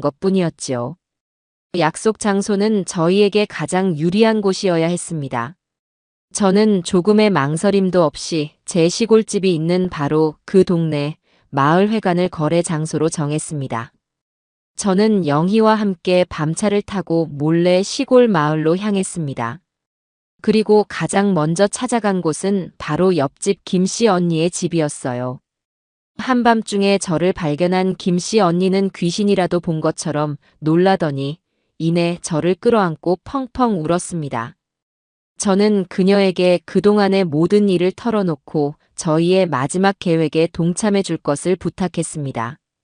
제 이야기를 들은 김씨 언니는 분노로 부들부들 떨며 당장이라도 며느리에게 달려갈 것처럼 흥분했어요. 그런 천하의 몹쓸 년이 있나? 내가 가만두지 않을 거야. 언니, 진정해. 흥분하면 일을 그르쳐. 나는 언니의 도움이 꼭 필요해. 그리고 언니뿐만 아니라 마을 사람들의 도움이 모두 필요해. 저는 김씨 언니와 함께 밤늦게 마을 이장님 댁을 찾아갔습니다. 이장님 역시 제가 갑자기 사라진 것을 몹시 걱정하고 있던 터라 저를 보자마자 반색을 하셨지요. 저는 이장님과 김씨 언니 그리고 마을의 신망 높은 어르신 몇 분을 모시고 제가 겪은 모든 일과 며느리의 악행을 숨김없이 밝혔습니다. 제 이야기를 들은 어르신들은 모두 자신의 일처럼 분개하며 두 팔을 걷어붙이고 저를 돕겠다고 약속하셨습니다. 저희의 계획은 이러했습니다. 거래 당일 마을 사람들은 아침부터 마을 대청소 및 경로잔치 준비를 명분으로 모두 마을회관 주변으로 모이는 것입니다. 그리고 며느리와 그녀가 데려올 정체 모를 남자가 나타났을 때 자연스럽게 그들의 퇴로를 막고 모든 상황의 증인이 되어주는 것이었지요. 무대 장치도 완벽하게 준비했습니다. 영희는 자신의 돈을 들여 눈에 잘 띄지 않는 초소형 카메라와 고성능 녹음 장비를 여러 대 구입했습니다. 저희는 밤을 틈타 마을회관 내외부 곳곳에 그 장비들을 꼼꼼하게 설치했어요. 창문 틈, 낡은 시계 뒤, 천장 환풍구까지. 그 어떤 각도에서도 며느리의 악행을 놓치지 않도록 만반의 준비를 했습니다. 모든 준비가 끝나자 저는 며느리에게 마지막 통보를 했습니다. 약속 날짜와 시간을 알려주고 다시 한번 경고했지요. 만약 약속을 어긴다면 모든 것을 잃게 될 것이다. 이제 주사위는 던져졌습니다. 배우들은 각자의 위치에 섰고 무대는 완벽하게 꾸며졌으며 관객들은 조용히 숨죽인 채 악인의 등장을 기다리고 있었습니다. 제 인생을 건 마지막 연극의 막이 오르기만을 남겨두고 있었지요. 결전의 날이 밝았습니다. 그날따라 하늘은 유난히 맑고 푸르렀지만 마을을 감싸고 있는 공기는 서늘한 긴장감으로 팽팽하게 당겨져 있었습니다. 이른 아침부터 마을 사람들은 약속대로 하나둘씩 마을회관 앞으로 모여들었습니다. 남자들은 낫과 예초기를 들고 여자들은 고무장갑을 끼고 호미를 든 채 정말로 마을 대청소라도 하는 것처럼 태연하게 행동했지요. 하지만 그들의 눈빛은 모두 마을 입구로 향하는 좁은 길목을 향해 예리하게 빛나고 있었습니다. 저와 영희, 그리고 김씨 언니는 마을회관 안에서 조용히 때를 기다렸습니다. 제 손에는 남편의 유품인 낡은 낚시 가방이 들려 있었어요. 이 가방이 오늘 모든 것을 끝낼 비장의 무기가 될 것이었습니다. 제 심장은 금방이라도 터질 것처럼 요동쳤지만 저는 애써 평정심을 유지하려 노력했습니다. 두려움에 떨기에는 너무나도 먼 길을 돌아왔기 때문입니다. 약속한 시간이 가까워지자 마을 입구에서 망을 보던 청년에게서 연락이 왔습니다. 목표 차량 진입 확인. 그 한마디에 마을회관 주변의 모든 움직임이 순간 멎는 듯 했습니다. 잠시 후 제 눈에도 익숙한 흰색 승용차 한 대가 먼지를 일으키며 마을회관 앞마당으로 들어서는 것이 보였습니다. 운전석에서는 며느리 주연이가 내렸고 조수석에서는 그날 저를 쫓았던 검은 옷의 사내가 내렸습니다. 그들의 손에는 커다란 스포츠 가방이 하나 들려 있었어요. 아마도 그 안에는 가짜 돈다발이 들어있을 테지요. 며느리는 주위를 한번 쓱 둘러보더니 청소하는 척하는 마을 사람들을 보고는 인상을 살짝 찌푸렸습니다. 하지만 이내 별일 아니라는 듯 거만한 표정으로 사내와 함께 마을회관 안으로 성큼성큼 걸어 들어왔습니다. 어머니, 약속대로 왔어요. 돈 가방도 가져왔고요. 마을회관 안으로 들어선 며느리는 저와 영희, 김씨 언니, 이렇게 3명의 늙은 여자만 앉아 있는 것을 보고는 안심한 듯 비릿한 미소를 지었습니다. 그녀는 마치 승리자처럼 당당한 태도로 저희 앞에 섰습니다. 그런데 옆에 계신 분들은 누구시죠? 거래는 조용히 하는 게 좋을 텐데요. 내 오랜 친구들이시다. 내 마지막 길을 함께 배웅해 줄 분들이니 신경 쓰지 말거라. 제 차분한 대답에 며느리는 코웃음을 쳤습니다. 그녀는 들고 있던 스포츠 가방을 테이블 위로 툭 던졌습니다. 자, 여기 약속한 5억이에요. 이제 그 지긋지긋한 낚시 가방, 이리 내놓으시죠. 저는 말없이 낚시 가방을 테이블 중앙으로 밀었습니다. 며느리의 눈이 탐욕으로 번뜩이는 것을 똑똑히 보았습니다. 그녀는 낚시 가방을 와락 움켜쥐려 했지만 제가 손으로 가방을 꾹 누르며 그녀를 막았습니다. 그 전에 네 입으로 직접 확인해야 할 것이 있다. 이 안에 뭐가 들었는지, 네가 왜 그토록 이 가방을 원했는지, 그리고 나한테 무슨 짓을 하려고 했는지 말이다. 뭐라고요? 지금 저랑 장난하세요? 늙어서 노망이 나셨나? 며느리가 버럭 소리를 지르는 순간이었습니다. 회관 뒤편에서 숨어있던 아들 지철이가 모습을 드러냈습니다. 아들의 등장에 며느리는 소스라치게 놀라며 뒷걸음질 쳤습니다. 당신이 왜 여기에 있어? 분명히 내가 집에 있으라고 했는데. 미안하다, 주연아. 나는 더 이상 네 꼭두각시로 살 수 없다. 나는 우리 어머니의 아들이니까. 지철이는 떨리는 목소리로 말하며 며느리와 사내의 앞을 가로막았습니다. 그리고는 제가 누르고 있던 낚시 가방의 낡은 버클을 풀고 가방을 통째로 뒤집어 그 안에 내용물을 테이블 위로 쏟아냈습니다. 와르르 소리와 함께 쏟아져 나온 것은 돈다발이나 부동산 서류가 아니었습니다. 그 안에는 낡은 수첩 여러 권과 작은 녹음기, 그리고 USB 몇 개가 들어 있었습니다. 며느리의 얼굴이 하얗게 질리기 시작했습니다. 이게 다 뭐야? 네가 한 짓의 증거들이다. 제가 나지막이 말했습니다. 제 남편은 살아생전 며느리의 이상한 낌새를 눈치채고 그녀의 뒷조사를 몰래 해왔던 것입니다. 수첩에는 며느리가 결혼 전 다른 사람들에게 사기를 쳤던 정황들이 날짜별로 꼼꼼하게 기록되어 있었습니다. 그리고 녹음기에는 바로 그때 마을회관의 낡은 스피커에서 귀에 익은 목소리가 흘러나오기 시작했습니다. 그것은 며느리와 검은 옷의 사내가 나누는 대화였습니다. 그 늙은이 정말로 산속으로 도망간 거 맞아?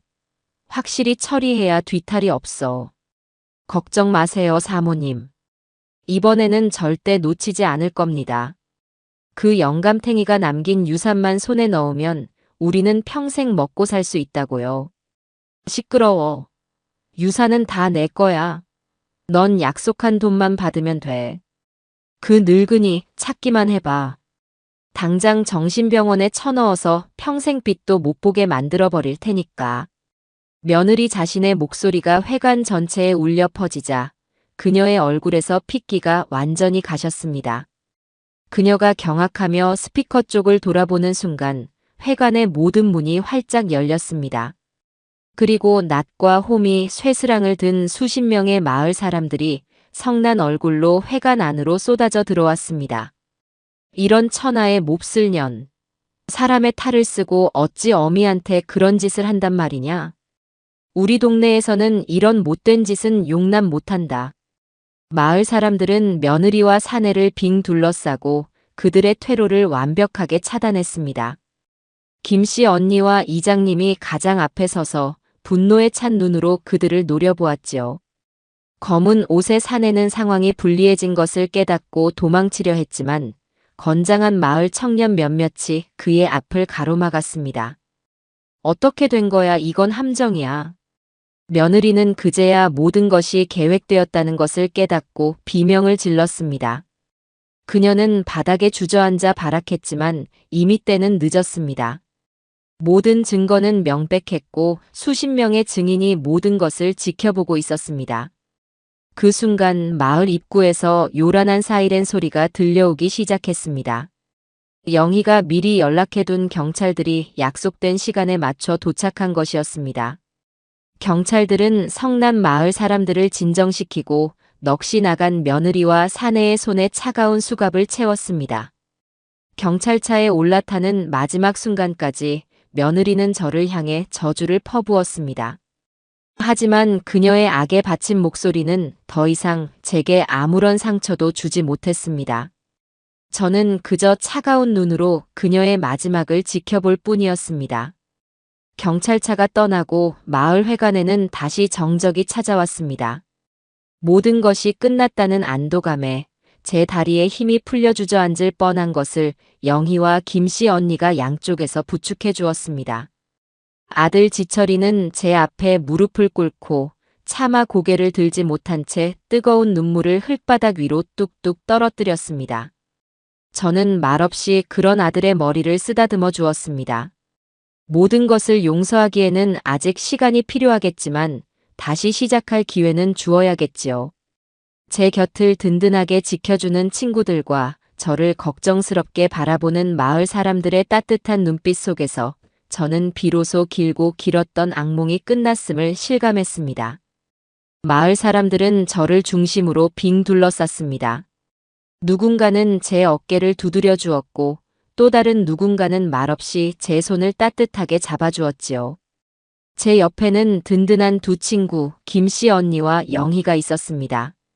김씨 언니는 제 손을 두 손으로 꼭 잡고 놓아주지 않았고 영희는 제 어깨를 단단히 감싸주며 혹시라도 제가 쓰러질까봐 든든한 버팀목이 되어주었어요. 이제 다 끝났어, 명자야. 정말로. 이제 다시는 그 누구도 너를 함부로 대하지 못할 거야. 영희의 나지막하지만 힘있는 목소리에 저는 그저 희미하게 고개를 끄덕였습니다. 저만치 떨어진 곳에서는 아들 지철이가 여전히 시멘트 바닥에 무릎을 꿇고 있었습니다.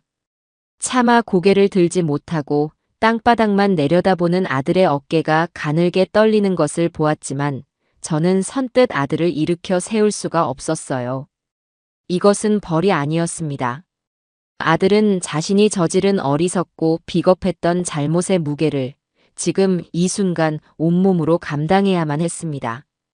그것이 아들이 다시 태어나기 위해 반드시 거쳐야 할 첫 번째 관문이었지요. 그날 오후 저는 영희와 함께 경찰서로 향했습니다.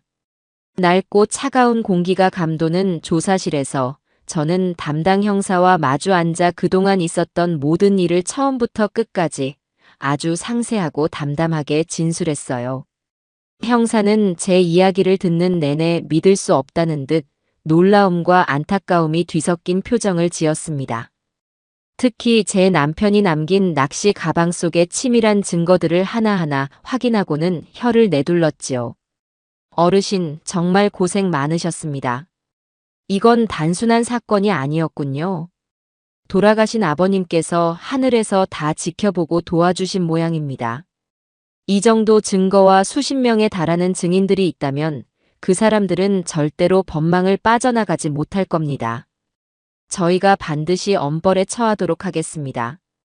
조사를 마치고 경찰서를 나서는 길에 저는 복도 끝에 있는 다른 조사실에서 풀이 죽은 모습으로 걸어 나오는 아들과 마주쳤습니다.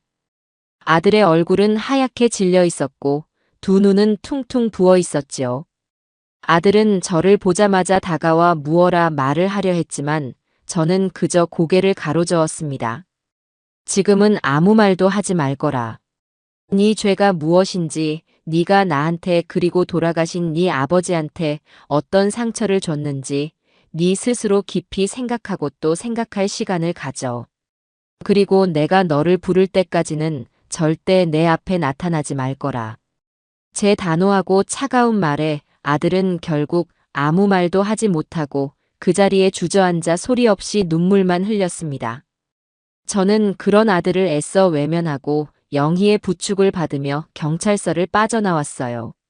물론 제 가슴도 칼로 저미는 듯 아팠습니다. 하지만 어미가 호랑이처럼 강해야 길 잃은 자식도 정신을 차리고 바로 설 수 있다는 생각에 마음을 독하게 먹었습니다.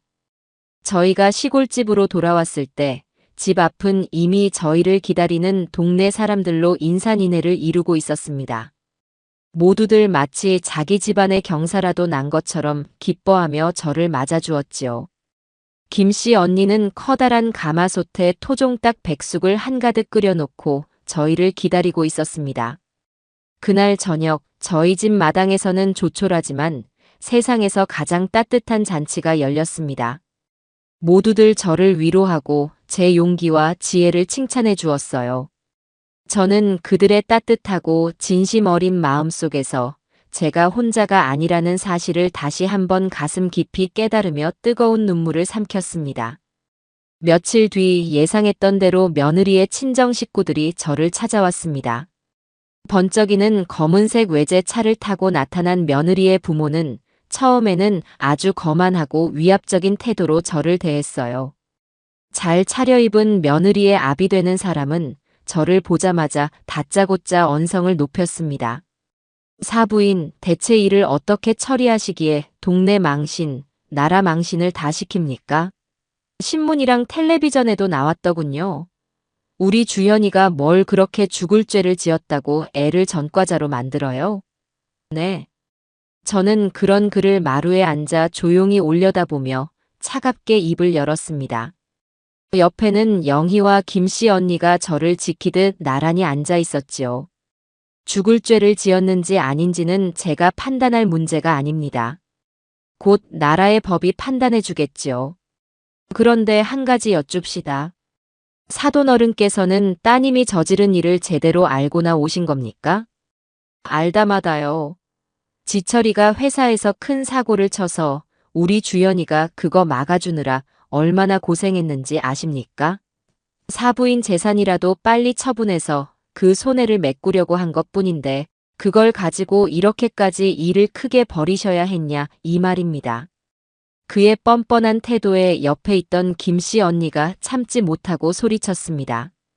이보쇼 양반. 지금 말이라고 하는 거요? 당신 딸이 사람을 시켜서 우리 명자 언니를 트렁크에 실어다가 어디다 내다 버리려고 했는데 그게 그냥 돈 문제라고.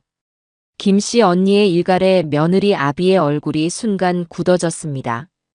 아마도 사태의 심각성을 그저 시어머니와 며느리 사이의 다툼 정도로만 생각하고 있었던 모양이지요. 옆에 있던 곱게 차려입은 며느리의 어미가 다급하게 나섰습니다. 사부인, 오죽했으면 그랬겠어요. 다 지압이 잘 되라고 한 일인데 너무 노여워 마시고 부디 선처를 좀. 저희가 돈은 얼마든지 드리겠습니다. 합의금 말입니다. 그 말에 저는 자리에서 일어났습니다. 그리고 그들을 똑바로 마주 보았습니다. 돈이라 하셨습니까? 좋습니다. 그럼 어디 한번 계산해 봅시다. 당신들 딸 때문에 내 아들이 짊어져야 했던 마음의 빚은 얼마로 계산하면 되겠습니까? 내가 맨발로 산속을 헤매며 느꼈던 공포와 절망은 얼마짜리입니까? 그리고 당신들 딸 때문에 내 남편이 눈도 감지 못하고 남겨야 했던 그 한은 대체 얼마면 되겠냐고 묻고 있습니다. 제 서늘한 일갈에 며느리의 부모는 더 이상 아무 말도 하지 못했습니다. 저는 그들을 향해 마지막 통보를 했습니다. 저는 오늘 두 분을 뵈러 온 손님으로 대한 것이 아닙니다. 제 아들의 인생을 망치고 제 목숨을 위협한 파렴치한 범죄자의 부모를 만난 것뿐입니다. 두 분께는 참으로 죄송하지만 저는 따님을 용서할 생각이 추호도 없습니다. 그러니 이만 돌아가셔서 따님이 저지른 죄에 대한 대가를 어떻게 치르게 할 것인지 그것부터 고민하시는 게 좋을 겁니다. 합의는 없습니다. 선처도 없습니다. 저는 제 며느리였던 서주현이라는 여자가 법이 허락하는 가장 엄중한 심판을 받기를 원할 뿐입니다. 그러니 다시는 찾아오지 마십시오. 제 단호한 태도에 며느리의 부모는 더 이상 버티지 못했습니다. 그들은 잠시 서로의 얼굴만 멀뚱히 쳐다보더니 이내 기가 완전히 죽은 표정으로 꽁무니를 빼며 돌아갔습니다. 그들이 떠난 뒤 영희가 제게 다가와 제 손을 잡았습니다. 잘했어, 내 친구 명자. 아주 속이 다 시원하다. 그날 이후 저는 곧바로 모든 법적인 절차에 착수했습니다. 영희가 수소문에서 찾아준 아주 유능하고 냉철하기로 소문난 변호사를 선임했어요. 변호사는 제 이야기를 모두 듣고 남편이 남긴 방대한 증거들을 검토한 뒤 이것은 질 수가 없는 싸움이라며 승리를 확신했습니다. 저는 변호사를 통해 아들 지철이의 이혼 소송을 즉시 진행시켰습니다. 며느리인 서주현이 명백한 유책 배우자였기 때문에 이혼 소송은 일사천리로 진행될 것이라고 했어요. 물론 위자료는 단 한 푼도 줄 수 없다는 조건이었습니다. 그리고 동시에 저는 서주현 개인을 상대로 제가 상상할 수 있는 가장 큰 금액의 정신적 피해 보상 소송을 걸었습니다. 변호사는 며느리의 범죄 행위가 워낙 질이 나쁘고 계획적이었기 때문에 승소할 확률이 아주 높다고 말해주었지요. 돈이 목적이 아니었습니다. 저는 그녀가 자신의 탐욕과 이기심으로 인해 얼마나 많은 것을 잃게 되는지 평생에 걸쳐 뼈저리게 느끼게 해주고 싶었을 뿐입니다. 모든 법적인 절차를 변호사에게 위임하고 난 뒤 저는 아들 지철이를 시골집으로 불렀습니다. 며칠 사이에 아들의 얼굴은 더욱 헬쑥해져 있었고 눈빛에는 깊이를 알 수 없는 후회와 고통이 서려 있었습니다. 아들은 제 앞에 서서 아무 말도 하지 못하고 그저 고개만 푹 숙이고 있었어요. 변호사를 통해 네 이혼 소송은 시작했다. 네 마누라였던 그 여자는 머지않아 법의 심판을 받게 될 게다. 그리고 너에게도 할 말이 있다. 이것이 어미로서 내가 너에게 내리는 마지막 심판이다. 저는 안방으로 들어가 미리 준비해둔 서류 한 장을 가지고 나왔습니다. 그것은 바로 상속 포기 각서였습니다. 여기에 네 손으로 직접 도장을 찍거라. 제 말에 아들은 마침내 고개를 들어 저를 바라보았습니다. 그의 눈동자가 지진이라도 난 것처럼 심하게 흔들렸어요. 어머니, 제가 잘못했습니다. 하지만 이것만은 나는 너에게 단 한 푼의 유산도 물려줄 생각이 없다. 적어도 지금은 말이다. 내가 가진 모든 것은 내 마지막을 지켜준 고마운 사람들과 나처럼 힘없고 억울한 노인들을 위해 쓰일 것이다. 너는 네 두 발로, 네 두 손으로 아무것도 없는 맨바닥에서 다시 일어서거라. 그것이 네가 지은 죄를 씻을 수 있는 유일한 길이다. 네가 정말로 내 아들이라면 이 어미의 뜻을 이해할 수 있겠지. 저는 아들을 시험하고 있었습니다. 만약 아들이 이 순간 조금이라도 망설이거나 돈에 대한 미련을 보인다면 저는 아들과의 연을 끊을 생각까지 하고 있었어요. 하지만 아들은 잠시 저를 바라보더니 이내 말없이 서류를 받아들었습니다. 그리고는 떨리는 손으로 자신의 인감도장을 꺼내 상속 포기 각서 위에 한치의 망설임도 없이 꾹 눌렀습니다. 어머니, 죄송합니다. 그리고 감사합니다. 어머니 아들로 다시 태어날 수 있는 기회를 주셔서 정말 감사합니다. 아들은 도장을 찍은 서류를 제게 공손히 건네며 뜨거운 눈물을 흘렸습니다. 저는 그제야 아들의 눈에서 진심을 읽을 수 있었습니다. 제 아들이 길고 어두웠던 탐욕의 터널을 지나 비로소 제자리를 찾아가기 시작했다는 것을요. 저는 말없이 아들의 어깨를 두드려 주었습니다. 이제 정말로 모든 것이 제자리를 찾아가고 있었습니다.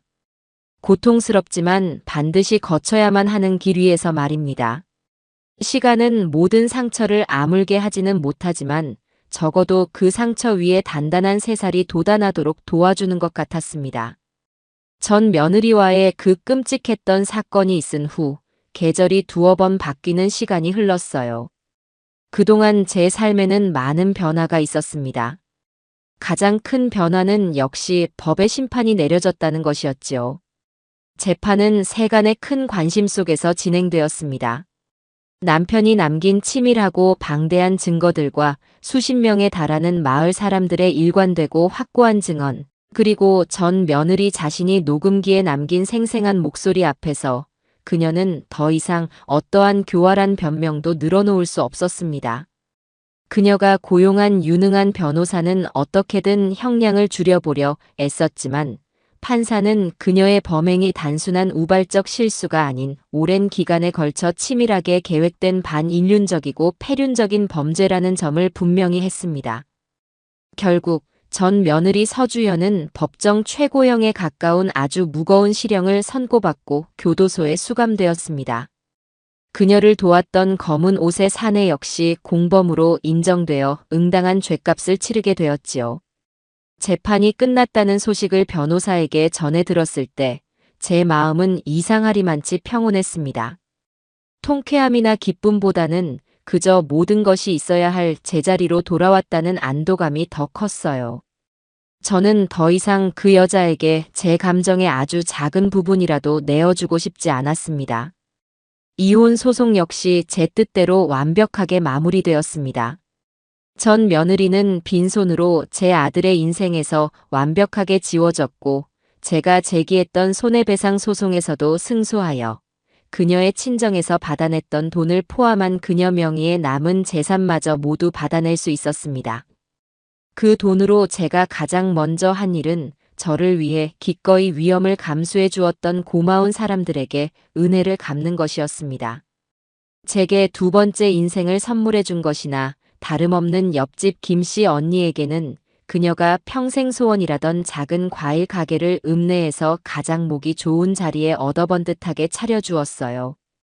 김씨 언니는 처음에는 펄쩍 뛰며 손사래를 치고 극구사양했지만 언니가 아니었으면 나는 지금 이 세상 사람이 아니었을 거야.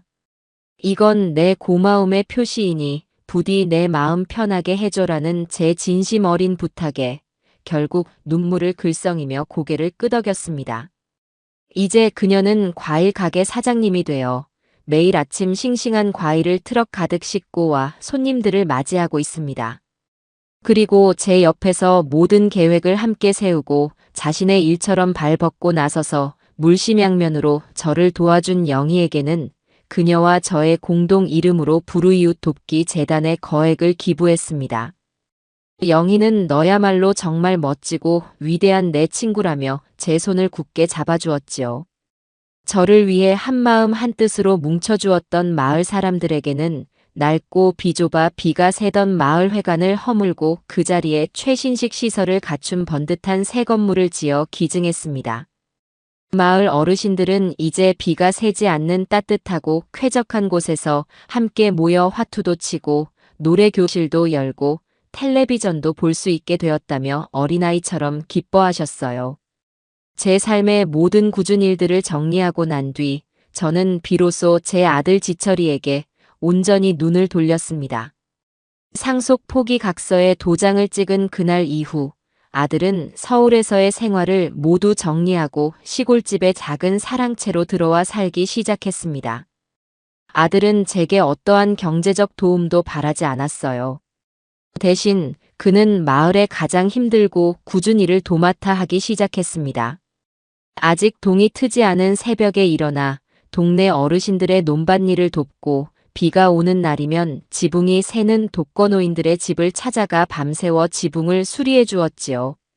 처음에는 아들을 경계하고 삐딱한 시선으로 바라보던 마을 사람들도 단 한 번의 불평도 없이 묵묵히 땀 흘리며 속죄하는 아들의 진심 어린 모습에 조금씩 마음을 열기 시작했습니다. 어느 늦은 저녁 온몸이 흙투성이가 된 채 집으로 돌아온 아들이 제 앞에 조심스럽게 앉았습니다. 어머니, 제가 앞으로 어떻게 살면 좋겠습니까?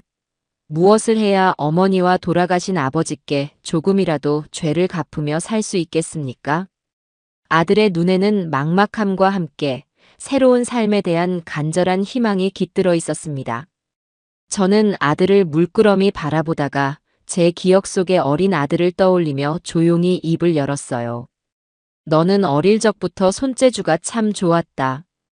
고장난 라디오도 뚝딱 고치고 삐걱거리는 낡은 의자도 금세 새 것처럼 단단하게 만들곤 했지. 네 아버지가 그런 너를 보며 우리 아들은 손이 아니라 머리로 기술을 부린다며 참으로 대견해했었다. 제 말에 아들은 의아한 표정을 지었습니다. 저는 아들의 손을 잡으며 말을 이었습니다. 그 귀한 재주 썩히지 말고 너보다 약하고 힘든 사람들을 위해 쓰며 살아라. 이 동네에는 나처럼 혼자 사는 늙은이들이 많다. 그 사람들에게는 낡은 형광등 하나 가는 것도 꽉 막힌 하수구를 뚫는 것도 하늘이 무너지는 것 같은 아주 큰일이다. 네가 그 사람들의 아들이 되어주고 손자가 되어주어라. 그들의 불편한 손과 발이 되어주어라. 돈은 많이 벌지 못하겠지만 적어도 밥은 굶지 않을 게다. 그리고 무엇보다 매일 사람들에게 고맙다는 말을 들으며 네가 얼마나 가치 있는 사람인지를 깨닫게 될 게다. 제 진심 어린 제안에 아들은 한참 동안 말이 없었습니다. 그리고는 이내 뜨거운 눈물을 뚝뚝 흘리며 제 앞에 큰 절을 올렸습니다. 어머니 감사합니다. 정말 감사합니다. 제가 그런 사람이 될 수 있도록 허락해 주셔서 정말 감사합니다. 그날 이후 아들은 동네의 만능 해결사가 되었습니다. 낡은 트럭 한 대를 중고로 구해 온갖 공구들을 싣고 다니며 동네의 크고 작은 문제들을 해결해 주었지요. 처음에는 무료로 일을 해주었지만 어르신들이 그러면 안 된다며 쌈짓돈을 쥐어주기 시작했고 그것이 인근 마을까지 입소문을 타면서 이제는 제법 자리를 잡게 되었습니다. 땀 흘려번 돈으로 처음 사온 빨간 내복을 제게 수줍게 내미는 아들의 모습을 보며 저는 비로소 제 아들이 길고 어두웠던 터널을 지나 진정으로 다시 태어났다는 것을 느낄 수 있었습니다. 어느 조용하고 평화로운 주말 오후, 저는 혼자 안방 벽장에서 남편의 낡은 낚시 가방을 꺼냈습니다. 가방을 열자 남편의 손때가 묻은 낡은 수첩과 작은 녹음기가 세월의 흔적을 고스란히 간직한 채 모습을 드러냈어요. 저는 수첩을 펼쳐 남편이 남긴 마지막 기록들을 한자 한자 눈으로 그리고 마음으로 천천히 읽어내려갔습니다. 거기에는 며느리의 이중적인 모습에 대한 날카로운 의심과 홀로 남겨질 저에 대한 애틋한 걱정, 그리고 어리석은 길로 빠져드는 아들에 대한 안타까움이 절절하게 담겨 있었습니다. 부디 내 아내가 이 기록을 발견하기를, 그리하여 모든 위험에서 벗어날 수 있기를, 그리고 부디 내 어리석은 아들이 탐욕의 늪에서 빠져나와 올바른 제 길을 찾을 수 있기를. 남편의 마지막 문장을 읽으며 저는 결국 참았던 눈물을 터뜨리고 말았습니다. 남편은 죽어서까지도 저와 아들을 지켜주었던 것입니다. 저는 낚시 가방을 가슴에 꼭 끌어안고 한참 동안 남편의 이름을 불렀습니다. 고맙다고, 그리고 당신을 오해해서 미안했다고. 비로소 남편을 진정으로 떠나보내는 순간이었습니다. 이제 저는 남편의 마지막 유산을 그가 진정으로 원했던 대로 더 의미 있고 가치 있는 곳에 써야 할 때가 왔다는 것을 깨달았습니다. 그로부터 다시 1년이라는 풍요로운 시간이 흘렀습니다.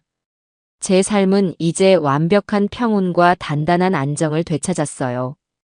시골집의 아침은 여전히 청아한 새소리와 함께 시작되었지만 더 이상 그 고요함 속에서 외로움이나 쓸쓸함을 느끼지는 않았습니다. 오히려 하루를 새롭게 시작하는 그 시간이 더없이 감사하고 소중하게 느껴졌지요. 제게는 이제 새로운 목표와 분주한 할 일이 생겼기 때문입니다. 저는 남편이 남긴 유산과 전 며느리에게서 받아낸 상당한 액수의 위자료, 그리고 제 남은 재산을 모두 모아 작은 공익재단을 하나 만들었습니다. 재단의 이름은 영희와 머리를 맞대고 고민한 끝에 따뜻한 동행재단이라고 지었어요. 이름 그대로 저처럼 자식이나 세상으로부터 상처받고 외롭게 소외된 노인들의 마지막 길에 따뜻한 동행이 되어주는 곳이었습니다. 법률적인 문제로 어려움을 겪는 분들께는 유능한 변호사들을 연결해 무료로 상담을 해드리고 경제적으로 힘든 분들께는 작은 생활비나마 지원해 드렸지요. 처음에는 저와 영희, 그리고 김씨 언니, 이렇게 셋이서 시작한 아주 작은 재단이었지만 저희의 이야기가 신문과 방송을 통해 알려지면서 많은 분들이 따뜻한 후원의 손길을 보내주었고, 이제는 제법 규모를 갖춘 든든한 울타리가 되었습니다. 아들 지철이는 이제 동네에서 없어서는 안 될 아주 중요한 사람이 되었습니다. 그의 낡은 트럭은 아침부터 저녁까지 마을 곳곳을 바쁘게 누볐고 그의 손길이 닿는 곳마다 어르신들의 환한 웃음꽃이 피어났지요. 아들은 더 이상 과거의 어두운 그림자 속에서 괴로워하지 않았습니다. 대신 매일 정직한 땀을 흘려 일하고 진심으로 사람들과 어울리며 자신의 삶을 스스로 당당하게 개척해 나갔습니다.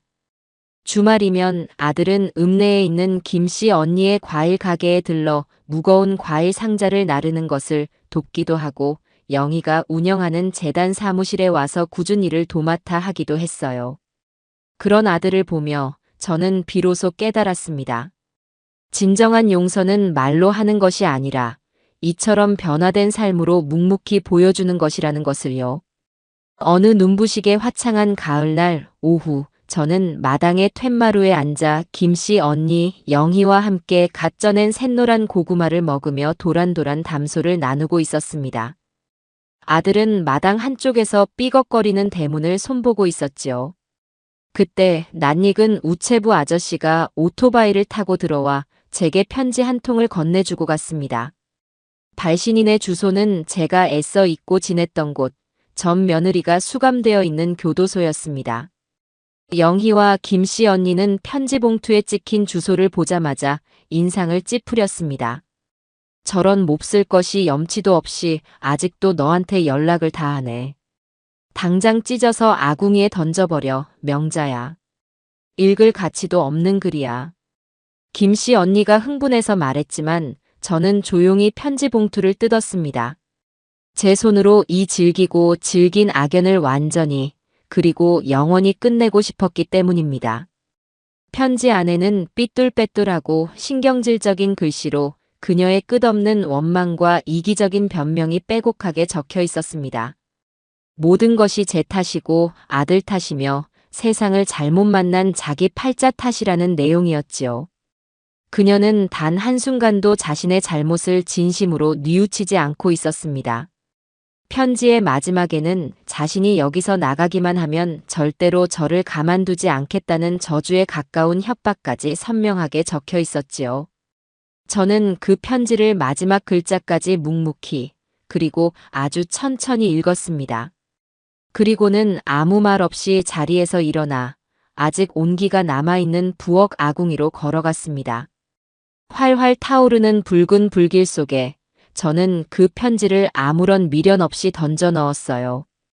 편지는 순식간에 검은재로 변해 하얀 연기와 함께 굴뚝으로 사라져버렸습니다. 그 모습을 지켜보는 제 마음은 놀랍도록 평온하고 자유로웠어요. 그녀는 이제 제 인생에 어떠한 영향도 미칠 수 없는 그저 한 줌의 재와 같은 존재일 뿐이었습니다. 어머니, 다 고쳤습니다. 이제 밤에 바람 불어도 삐걱거리는 소리 안 날 거예요. 어느새 제 곁으로 다가온 아들이 이마에 맺힌 땀을 훔치며 환하게 웃었습니다. 저는 그런 아들의 얼굴을 자랑스럽게 바라보며 고개를 끄덕였습니다. 그래, 애썼다, 내 아들. 이제 저녁 먹어야지. 오늘 저녁은 네가 제일 좋아하는 호박잎 쌈밥이다. 그날 저녁, 저희 집 마당에는 오랜만에 구수한 된장찌개 냄새와 함께 사람들의 정겨운 웃음소리가 가득했습니다. 저와 제 목숨보다 소중한 친구들, 그리고 새로운 삶을 찾은 제 아들까지. 우리는 마주 앉아 서로의 얼굴을 바라보며 이 지극히 평범하고 소중한 일상에 진심으로 감사했습니다. 저는 문득 깨달았습니다. 인생에서 사이다란 악당에게 통쾌하게 복수하고 그들의 모든 것을 빼앗는 것이 아니라는 것을요. 진정한 사이다는 어떤 시련과 고난이 닥쳐와도 결코 무너지거나 좌절하지 않고 내 삶의 주인이 되어 내 곁에 소중한 사람들과 함께 행복을 굳건히 지켜나가는 것임을 말입니다. 남편이 남겨준 이 아늑한 집에서 가족보다 더 따뜻한 이웃들과 그리고 자랑스럽게 다시 일어선 아들과 함께 저는 비로소 제 인생의 완벽한 평화를 되찾았습니다. 이것이야말로 그 어떤 것과도 바꿀 수 없는 제 인생 최고의 가장 시원하고 달콤한 진짜 사이다가 아닐까요? 저는 밤하늘에 총총히 박힌 별들을 보며 먼저 떠난 남편을 향해 나지막이 속삭였습니다. 여보, 이제 정말로 걱정하지 마요. 우리 아주 잘 지내고 있어. 하고 말입니다.